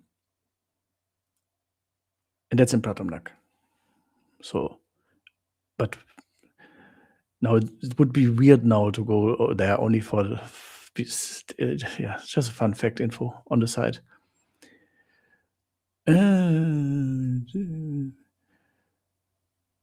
Mr. Rick, the Indians invested a lot of opening big nightclubs and walking streets. Yeah. A lot of nightclubs, Indian nightclubs, and a lot of advertising on the bad buses for the nightclubs, but only Indian customers. And you know how much Indian customers spend when they go to a club. Nothing? Cow udder. Yeah, wonderful word. Udder. Udder is, this is exactly how I imagined the word. In Germany, it's Euter. So very same, but different. Cow udder. Ugh. Roasted worms taste like nuts. Not the nut. Yeah, you are very correct. I always think it tastes like Kellogg's Smacks. You remember Kellogg's Smacks? Or is it the same in the rest of the world? Honey, a bit honey-like. That's and the same consistency. So if you like Kellogg's Smacks, you like the worms. And now you can never eat Kellogg's Smacks because Melvan London, others, yes. Oh, you have funny profile picture from Mr. Gru. Oh, Mr. Gru. Barbecue frog is Aroy Mac. Absolutely. Aroy Mac. Toby, have to go. See you next time. Tim, thank you for all the insight. There's. Thank you. Thank you for enjoying live stream car. Russians are okay because they keep to themselves. Yes. But let's say it like that. There is a night market in Pattaya, in this area, where I've been sometimes because of been to Jomtien or checked a hotel in the area. And it's not like they don't spend or they are behaving bad. No, they spend money and they eat and they try, and this is all good. It's all okay. But the language barrier is so incredibly hard, of course. The Thais don't know what to do. It's like the Russian customer talks Russian to them, and they are like, "Oh, what?" So the whole conversations there are really seem unfriendly, although if they are not unfriendly, but it's like you don't hear a lot of laughter and a lot of flirts and charm because nobody can talk to each other. So I found it the overall atmosphere always like very like no one talks with each other. So and the Thais, as I saw Malvin London's profile pictures, Thais usually remind me of Minions in terms of incredible joy of life and excitement and love food or banana. Yeah. And the Thais in Russian areas are like the Minions when the boss is gone. Like, oh.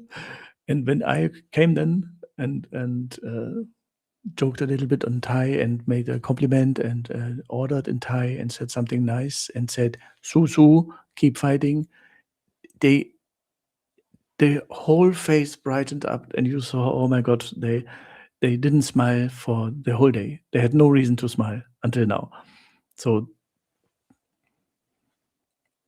it's the language barrier thing. It's already difficult for Thais, but Russia, nobody learns Russian. So, wow, it's really difficult for them. I'm fairly comfortable financially. Oh, lucky you. What I want is a quietish life, plenty of cafes and restaurants, and as few idiots as possible. Yeah, Chomchen is very good. Chomchen, but the second half of Chomchen.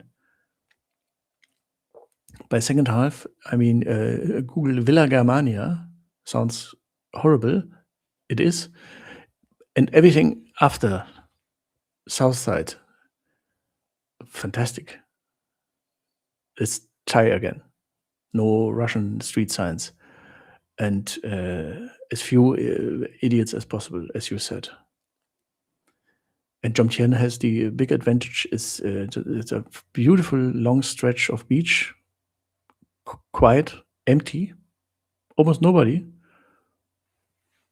Only see some Thais at sunset who bring their chairs and sit there and have a drink and enjoy and bring their dogs also. And it feels family-like, chill out, quiet. There are no influencers with boom boxes, and there's nobody who you don't like. And it has the fantastic restaurant Pupen Seafood at the end, and the Bad bus goes until there, so you can still grab a Bad bus and ride along the beach road, which is not the worst thing in the world, and go to the intersection second almost Walking Street, and then you are in Walking Street and can take another Bad bus for 15 baht to Soy 6, wherever you want. So it's not like that you are cut off from the world, but you are in the quiet, but at the same time developed part of South Jomtien. It's good. But the best thing is to go there first and take a look around, see everything, look at that what I just told you, check that out and see for yourself. And maybe through all the visa changes, something changes there too. It's not only the visa changes. No, it's as I said 2 days ago. There's a lot of issues with villas and construction that was illegally built. So maybe you will see a shift in demographics in the next months there too. Are Indians still giving tourists bad reputations for being cheap and rude?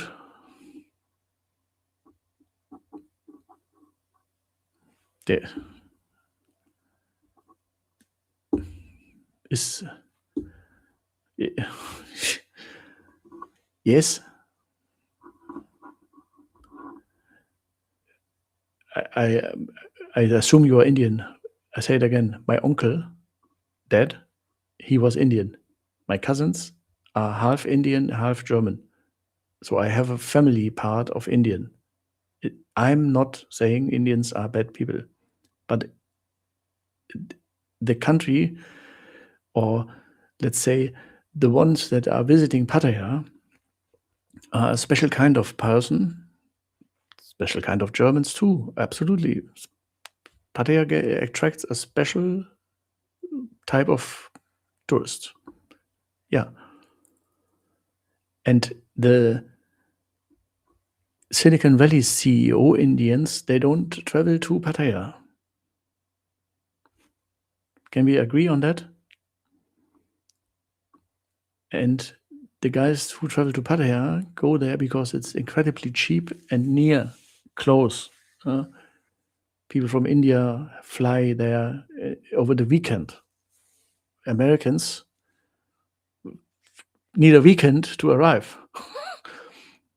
So who will be there? It's the same as Germans in Mallorca. And very close to the airport in Mallorca is the alcoholic area, the party area. This is like 50 minutes shuttles to the alcohol street. Who you think you meet there? Which kind of Germans? The ones who spend a lot of money and bring pride and fame to the rest of Germany? No. Everyone hates them. Yeah. Okay, I can accept that. But I don't run around and say, no, this doesn't happen. Everyone knows it. It should not be such a snowflakes who pretend that Indians in Thailand are fantastic guests. Ask one Thai woman. Just ask one Thai woman what she thinks. And you would be really concerned. Oh, Mr. Pierre, 3 more working days then off from Copenhagen to Suvarnabhumi. Oh, you lucky. Suvarnabhumi, Kung Thep, and then off to Hua Hin. Oh, lucky man. Very lucky. I envy you. Mr. Goyoy Hokpan Siloy 33. I'm in North Jomtien right now. Less traffic, better beach. Already, yeah. Oh, Mr. Rusty Spygoat. Everyone, hello, welcome to Mr. Rusty Spygoat. He almost longest channel member of all time. Thank you, Mr. Rusty Spygoat, for pushing me, for supporting me long time. Thank you, Mr. Tomorrow I'm flying to Bangkok from Vietnam. Oh, lucky. Staying in Soy 11. Soy 11, okay. Oh, loud, nah. A lot of party.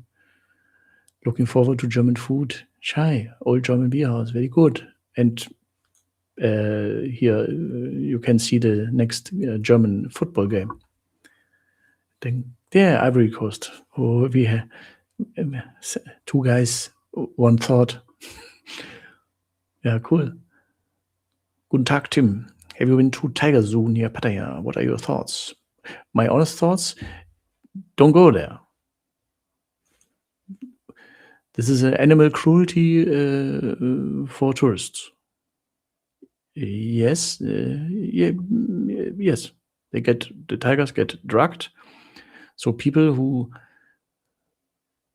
think they need a picture with a tiger can take a picture with a tiger.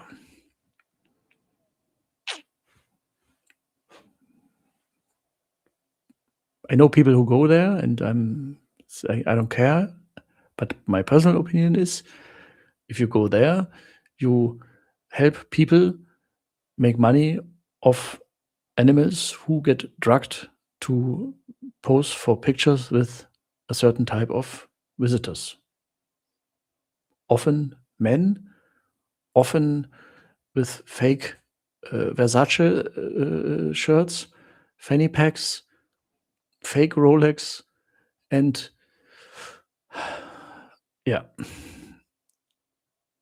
So I don't, as you might have heard it, I'm not a fan. But I know even from my meetups, some guys were there. Yeah, everyone can do what they want, but this is, and I guess most people don't know if they go there that this is like that. They think, oh my God, they have such a incredible close relationships to the animals, and the animals trust the guard, and this is beautiful and magic moment. No, it's not. It's not a magic moment.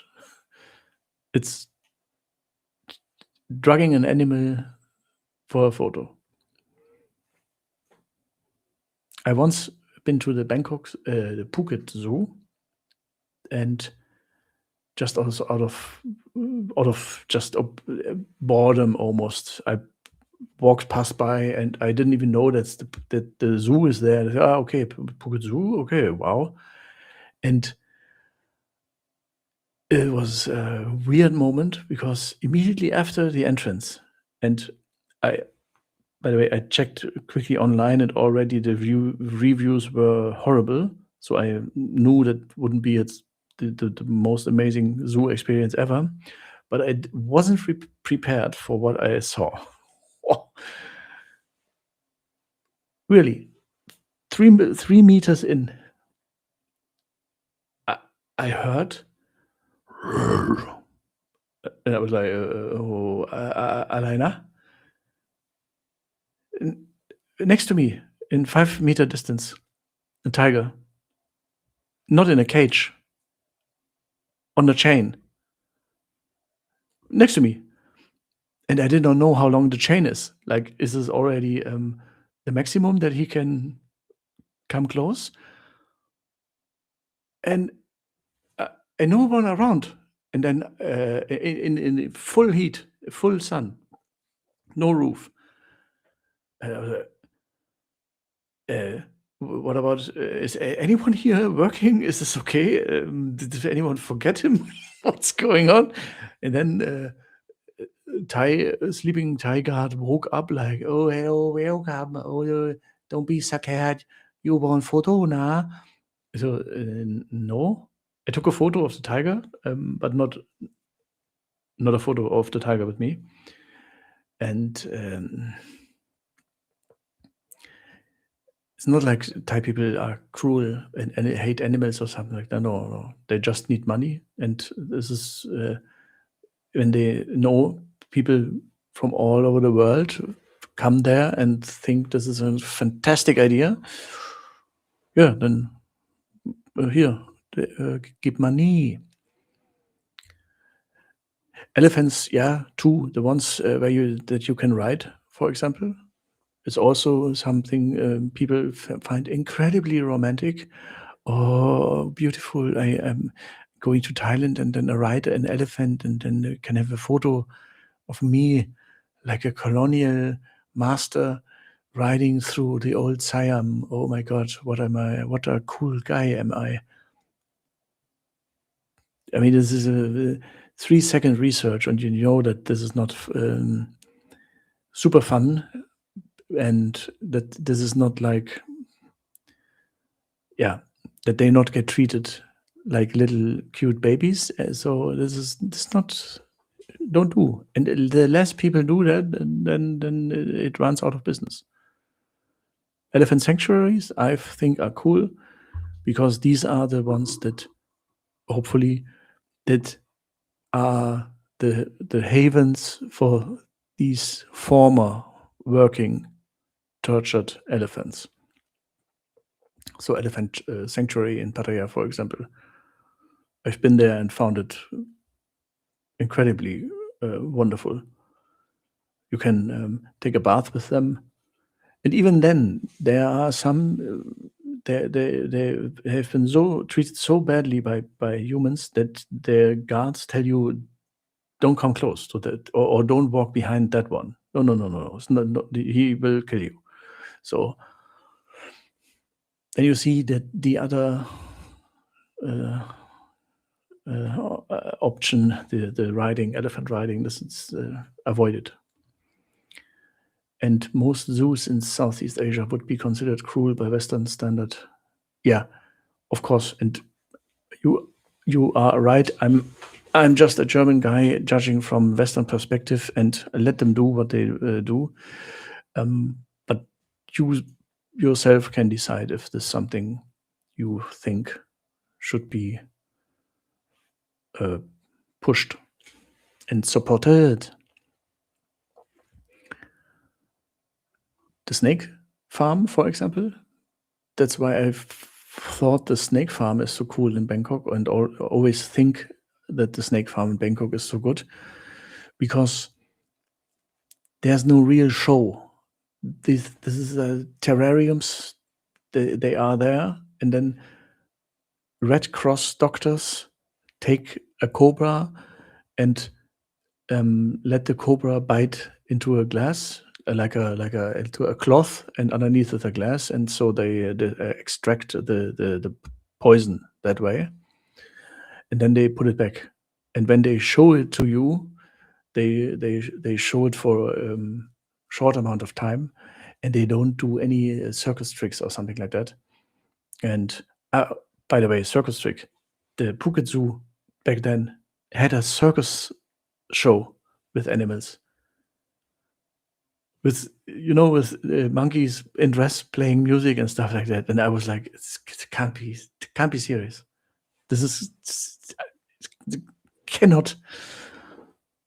I don't know if it's still open. It was years ago. Maybe not.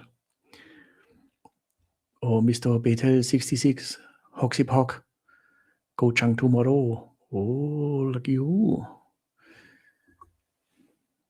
Do you ever play the role of tour guide for like-minded travelers? Oh, Mr. Tony D, you try to trick me without knowing. I do not. I have to say, I never play the tour guide of like-minded travelers, because I know that this is illegal. A foreigner can't be a tour guide in Thailand. Wow. But tour guide is defined as goes there, collects money, and shows people around, and acts and calls himself a tour guide. This I don't do. I met people, and they paid for their drinks, and I paid for my drinks. Friends meeting in a city. That's cool, and I plan to do that again, and it was really fun. It was a little bit exhausting, to be honest, for me, because I was on a 2-week constant hangover, and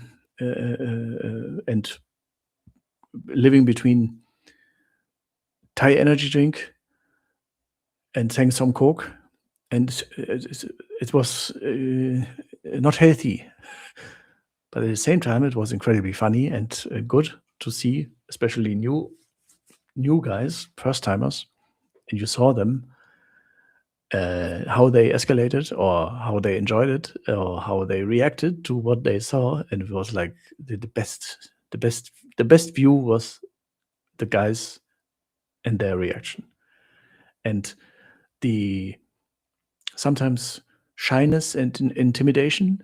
And then when I like showed them how it's done or pushed them a little bit, and then the realization, like, ah, I can do that, or this is possible. Ooh, it was fantastic. It was so good. And then, yeah, I enjoyed it a lot. And of course, I mean, people who watch my stuff, it's cool. I usually travel solo, and I hate travel with other people because I don't want to wait. I don't want to do any compromise. I want to do what I want and change plans in last second if I want.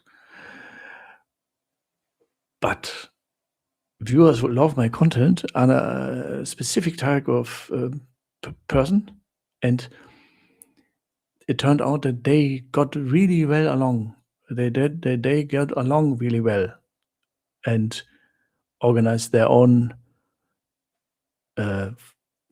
food dates, trips, and after-hour parties and stuff like that. So that was really cool to see that they some friendships grew, and the group still exists, the line group, and we have a lot of fun and references. And some guys who've joined that were expats, three who lived in Bangkok, 2 US guys and German guy. And their perspective was interesting too, of course. Yeah. Also very good. And they could, of course, tell the guys some other stories and stuff and tips that I can't give because I don't have the expat bureaucracy and so on perspective. It was really interesting. For me, super interesting in terms of learning what people are struggling with and what the experts know that I don't know. The expats. It was interesting.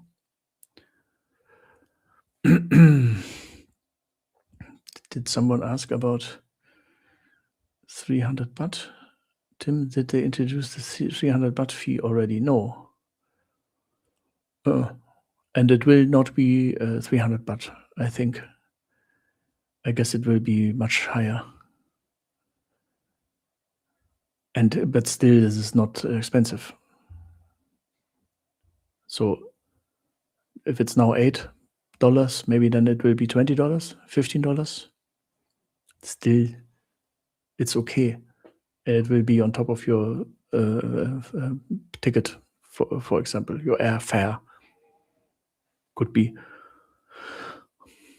Why not?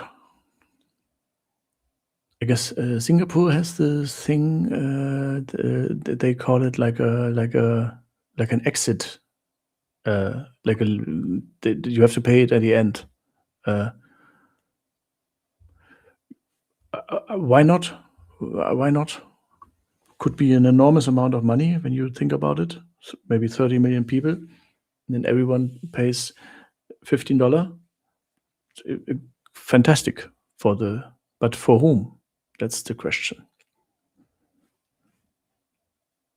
Will it be fantastic for the local vendor? No. But will it be fantastic for infrastructure or security? Maybe.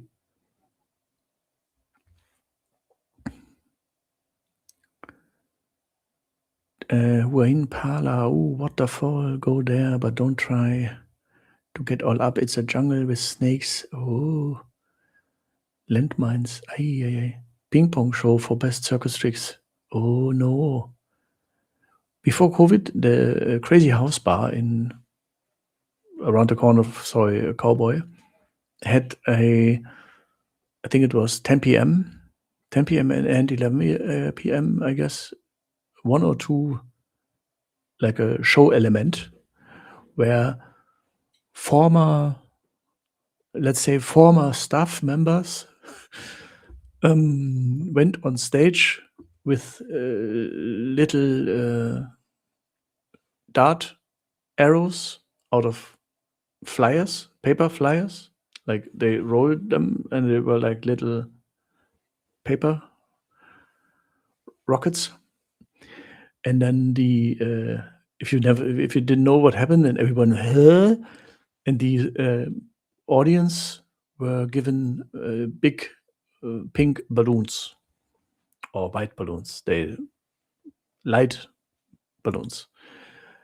And then they was a big, and then they aimed at the balloons with you know what, and 100% on target. And everyone was like, it was very funny. That was okay. And there was no trick or you couldn't leave the room. Of course, they afterwards collected and asked you if you want to like give something, and everyone gave because it was so funny and a good little show element. But still not beautiful to look at. Yes, they milk the venom to make the medicine. That's exactly the Red Cross snake farm in near the Lumpini Park. I have video on my channel. Very good, really good, very and cheap. It's absolutely worth the money. If you collect income from work, you will get deported for at least 10 years. Yeah. I think this will be a lot of influencers will suffer too, who are not on the DTV visa and stay there with constant visa runs and pretend that they are on holidays again. But in reality, hi guys. Today, many asked me about my skincare routine, and now I show you something that you've never heard. You can go into 7-Eleven and buy a toasty. Yeah. I would not be so sad if they would leave too. Tim, on your map, I saw you've been to Senegal. Oh my God, why you see too much? Oh, Mr. Rick, you have eagle eye Rick. I've been to Cameroon, Tanzania, Central Africa, North Korea, China, Honduras, Guatemala, Cuba, Bulgaria. A lot of countries where you think like, Alina. The main reason, one was work and was my family, my parents. My father was a traveler, is still living, but he went on expeditions for months in the jungle and everywhere, and he was like almost on every day on a flight and traveling anywhere, and he took us with him. So I've been to Africa before I went to school. So for me, that Thailand was never on the list because it was like an easy peasy country for holiday makers without any challenge. So I never was intrigued by Thailand because it was just like can I die there? No, that's boring. So I always loved to go to places where you really have to be careful, but at the same time, all these countries were incredibly rewarding, and almost half of it weren't as dangerous as you think. And so if today people tell me like, oh my God, you go to Thailand so much. Yeah, but I have kids, I can't. Then I always remember that I've been to African countries with my parents at the age of 6. And They didn't have any concern, and nothing happened. So if you can behave as kid and are not stupid, and know situations when you have to be maybe better quiet or just function, follow the leader. Yeah. So people who only go to Robinson Club or something like that is very sad, because you can bring kids to the world. It's not like they mess everything up. Thai government does do scheme to help local vendors, like currently Thai government paying for 60% of cost for buying from local vendors. Yeah. If the tourist fee is used for stuff like that, fantastic. Let's pay $50.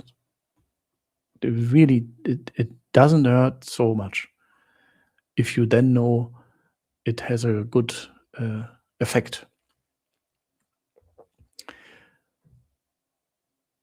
What's the percentage of foreigners who try to befriend you only want money? You or me, or in general? 100%.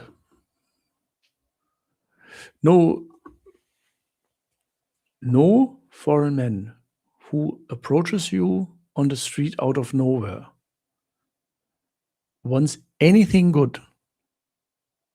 That's true in every part of the world. Maybe not in Canada. Everybody is nice, but there's no reason in Thailand why you should speak to a man, and there's even less reasons to speak to a foreigner. I avoid foreigners as much as I can. Not the guys from my meetups, of course. This is I met them, but usually in every part of the world where I have been, the foreigner is the one who gets you in trouble. Why do they talk to you? You can say, yeah, but I'm a nice guy. Yeah, okay. And if I meet Rusty the spy goat, then of course he will be a nice guy. Yeah, there are exceptions. But in nightlife areas, to be more precise, stay away from foreigners as much as you can. They either want your money or they are desperate. And I don't have time and nerves to hear boring stories from a foreigner. I'm not interested in all. I want to talk to Thai people. I've only recently discovered your channel, which is excellent, by the way. Oh, thank you. I was wondering if there's a video about your background and how you came to live in Thailand. It's one of the biggest misconceptions that the black background is Thailand. The black background is Berlin. I'm in Germany, and I'm not living in Thailand. Huh? How can you say then that you know something? Because I've obsessively traveled to the country, explored every place that is possibly to explore, and I'm a 2 decades journalist, so I never been to Thailand like a lying on the beach guy. I really almost visited like a documentary filmer and explored everything, tried everything, and because I'm so in love with this country. Now you ask, why don't you live there? Because it's a little bit unstable, right? So I mean, you don't know how long the rules stay. If for most years there was no DTV visa, for example. For decades, the only option to stay there is retirement or marrying a Thai woman, which immediately means losing everything you have to a Thai woman. DTV is another thing. Yes, of course, could be, but still, I still have family here in Germany, so I sometimes like I don't really, and I'm fully aware that the holiday version is completely different than the everyday version. When I've been there for 60 days, I almost felt like I'm one of them, and it was wonderful. But still, I had a hotel, I had money, I was the visitor, I had no stress, I had nothing to do, I had free time. My mood was vacation, holiday, ha ha ha. But what if you have to earn money each month there from outside, and then you have, and it's not holiday, it's really living and working then there, working online remotely and stuff like that, and having the bureaucracy and the renting and the stuff. I don't know if really want to do that, or if it's not cooler to enjoy the holiday version and help others have the best holiday version. You understand? Oh, have you been to Hua Hin? What is your opinion, Hua Hin? Yes, Hua Hin is good, beautiful. You can say this is like Bangkok has two daughters, and the one is the naughty one, the Pattaya, and the Hua Hin is the good one, who still has a boyfriend from time to time, but who nobody's ashamed of in the family. And Hua Hin is built for retirees. So if this is something for your future, or you think about Thailand in the future, then Hua Hin is logically one of the best places. Oh, Mr. August Khan, why are you so late? But I made extra long for you so you can rejoin every day. Oh, Mr. August. Nobody should invest entire life and savings into a country that doesn't provide you guarantee. Mr. August can say better than me. Very good. Yeah, that's what I meant by unstable. You never know. Are the rules there tomorrow? How long does this count? And then you are there, and then suddenly they say, no, there are no more long-term visas. Can be. I don't say that will be, but everything changes so quickly. I mean, the green leaves, how fast was that? For years. Rot in prison. Then can do everyone.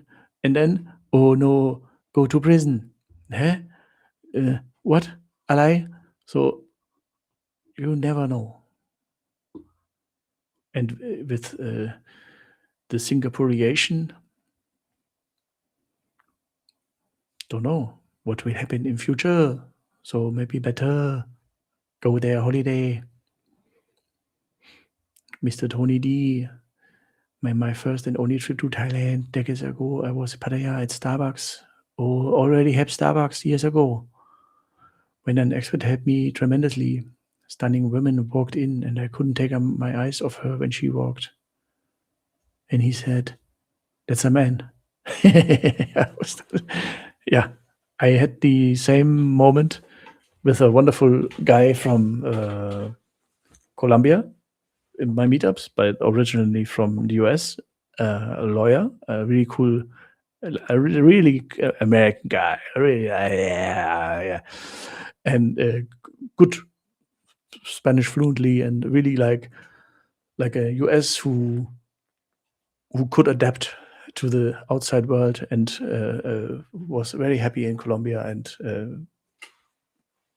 lawyer, yeah, no, a good guy, and not what you think when you hear Colombia.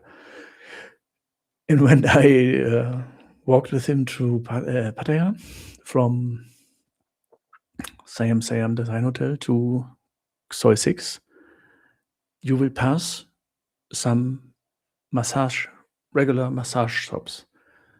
But in the area, 2 is one of the biggest ladyboy shows, reviews in Thailand. So it's a cluster for women who look like men or men who look like women. That's the better way. And he, same as you, he was completely stunned because we walked past a group of beautiful staff who waited outside and asked if you want to go inside, and beautiful, really like models.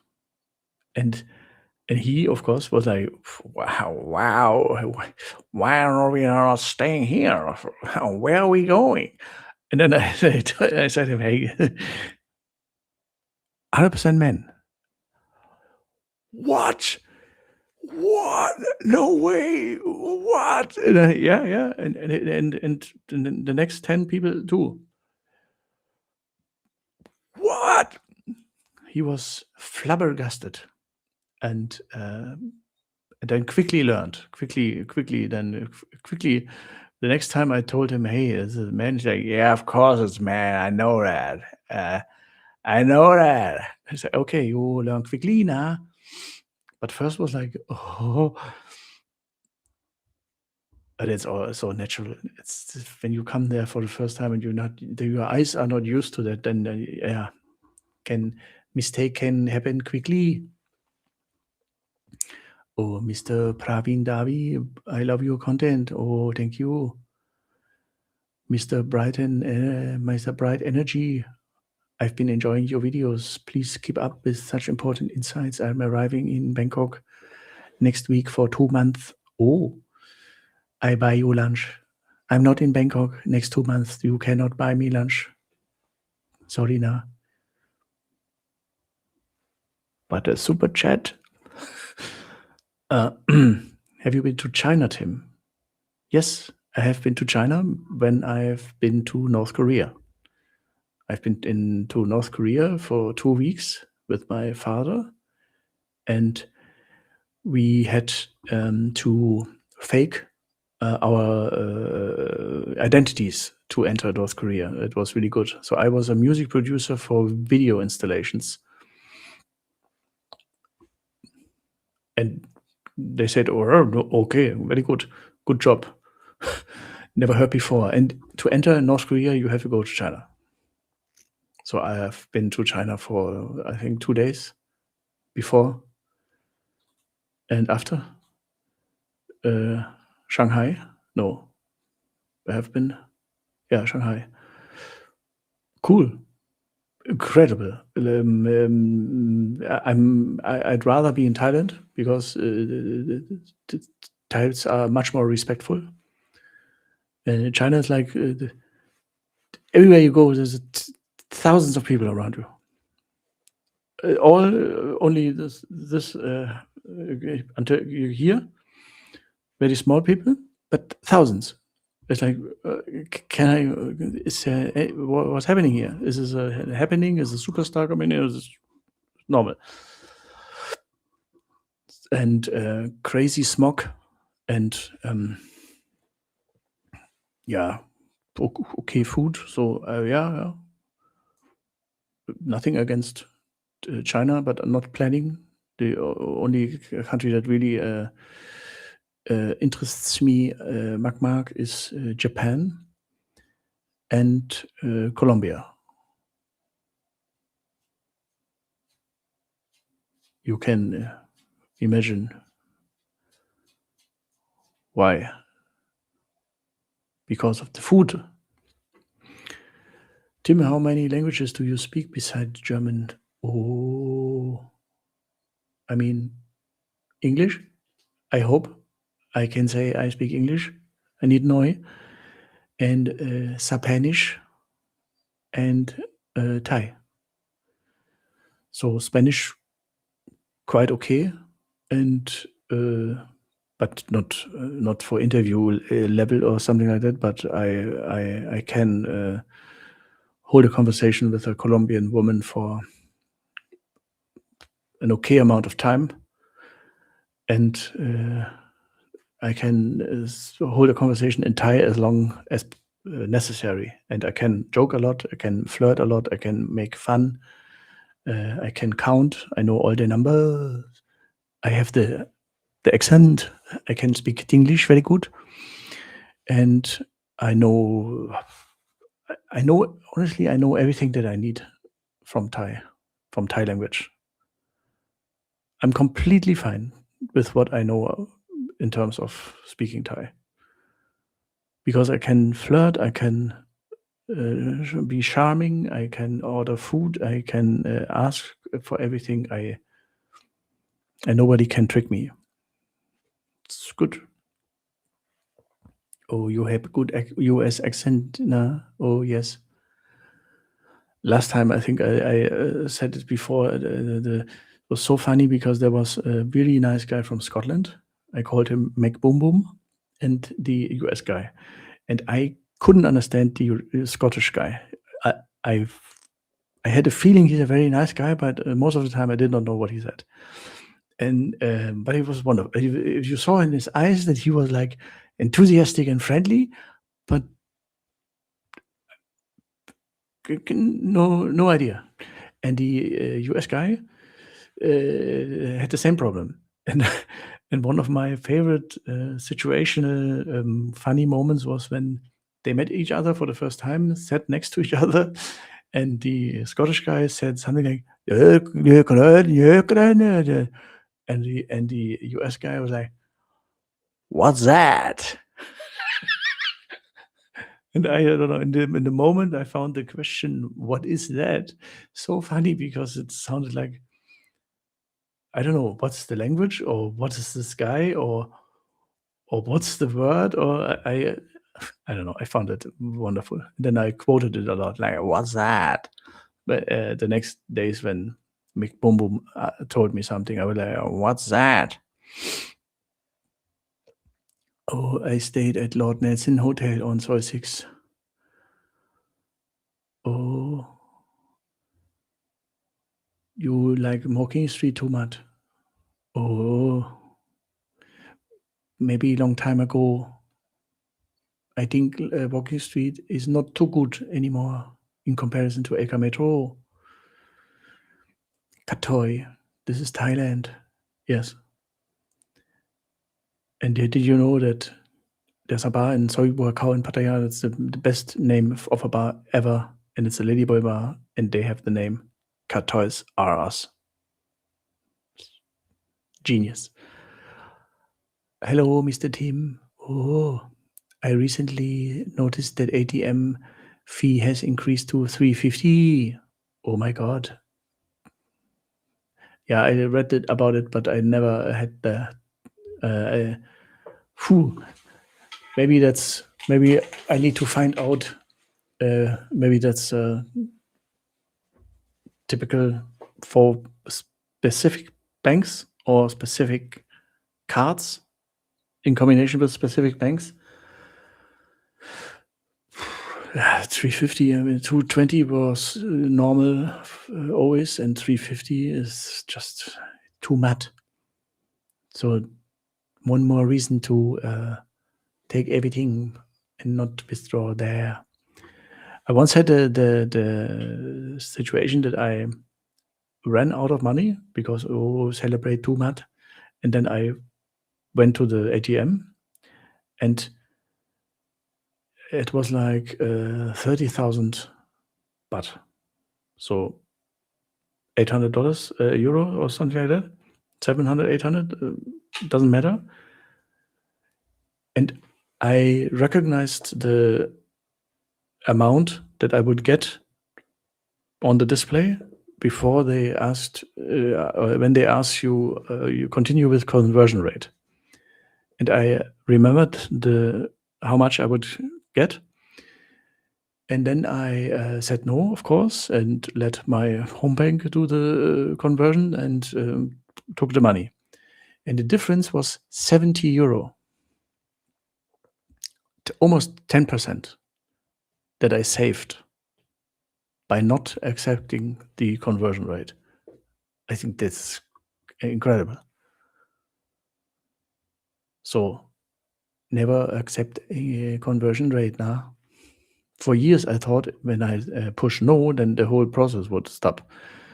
Like, do you want to continue? No. Yeah, okay, then you can't continue. No, it's only do you want to continue with the conversion rate? No. Okay. Oh, Mr. Rick, I was in Tenerife in January. Half tourists and expats were German. Chai. Spanish islands are very much in the hand of German. That's, I guess, honestly, I guess that's one of the main reasons why Thailand is so strict with foreigners, because they looked at other countries, high tourism countries, and saw what happened, and how much land is owned by Germans in Spain, and they said no, no, we lose our country if we do that. That's why it's so strict. Wow, this has been long live stream. Had to drop out to meeting and still going. Yeah, it's I don't know why. It's always around 3 hours, and I never feel tired. Surprisingly, only my throat is a little bit like, oh, but okay. I would want to learn Spanish. I like the language very much, but Thai I can't learn, I think, because the whole pronounce is different. I think everyone can. Just because they almost have no grammar. The sentences are just words added after another. I go restaurant Thai. There's no today I will be going to a Thai restaurant. No, they just say today I go eat restaurant. There's no I will be eating at a Thai. No, I go eat restaurant. So it's you have to learn words and you have to know about the tone. But the thing that makes German so incredibly difficult, the grammar, you don't have.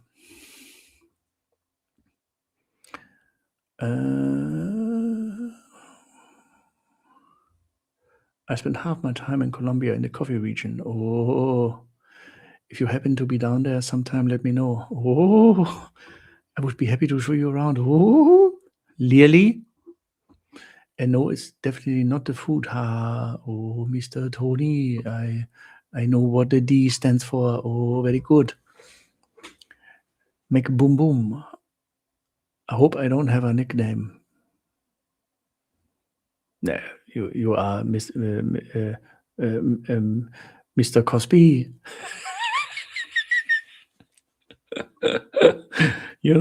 Sleeping. Maybe I can tell the story. Only a little bit. No, I can't tell that. Maybe you tell it one day. ATM fees are different for Visa and MasterCard. Okay. Opening ATM in Pattaya is just printing money. Chai. And August, if you want to learn Thai, just I don't earn something yet now when I tell you that. Just true tip, how I met how I learned Thai. The platform italki, ITALKI, italki is a platform where you can book 10 lessons or one, but 10 lessons are usually the perfect base that you need, with a real Thai person for video chat, 101. No group, no distracting. Hey, can you say that again? No, only you and her or him, and talking to a friend, and this is perfect for hearing, for she can correct you, and it's really more like a conversation and not like sitting at home and trying to read something and don't understand it. It's really helpful. I found it really helpful, and these 10 first lessons alone have elevated my Thai from 0 to 1,000. So really, really, really, really, really helpful if you like the ability to talk to a human being. Never accept ADM conversion. Correct. Mr. Rick, Tim, your skill is being about to talk about nightlife in light-hearted way. Chai. Oh, thank you. Yeah, I have to.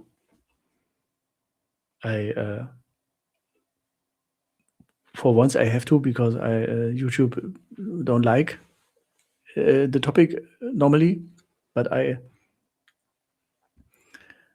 yeah, thank you for recognizing it. I try to do it respectfully and funny. And for example, my personal favorite video is the Barger conversation script, the guide how to keep a conversation in Soy 6 for longer than 5 minutes. And I wrote that script for around 3 months because I always thought like, don't make it like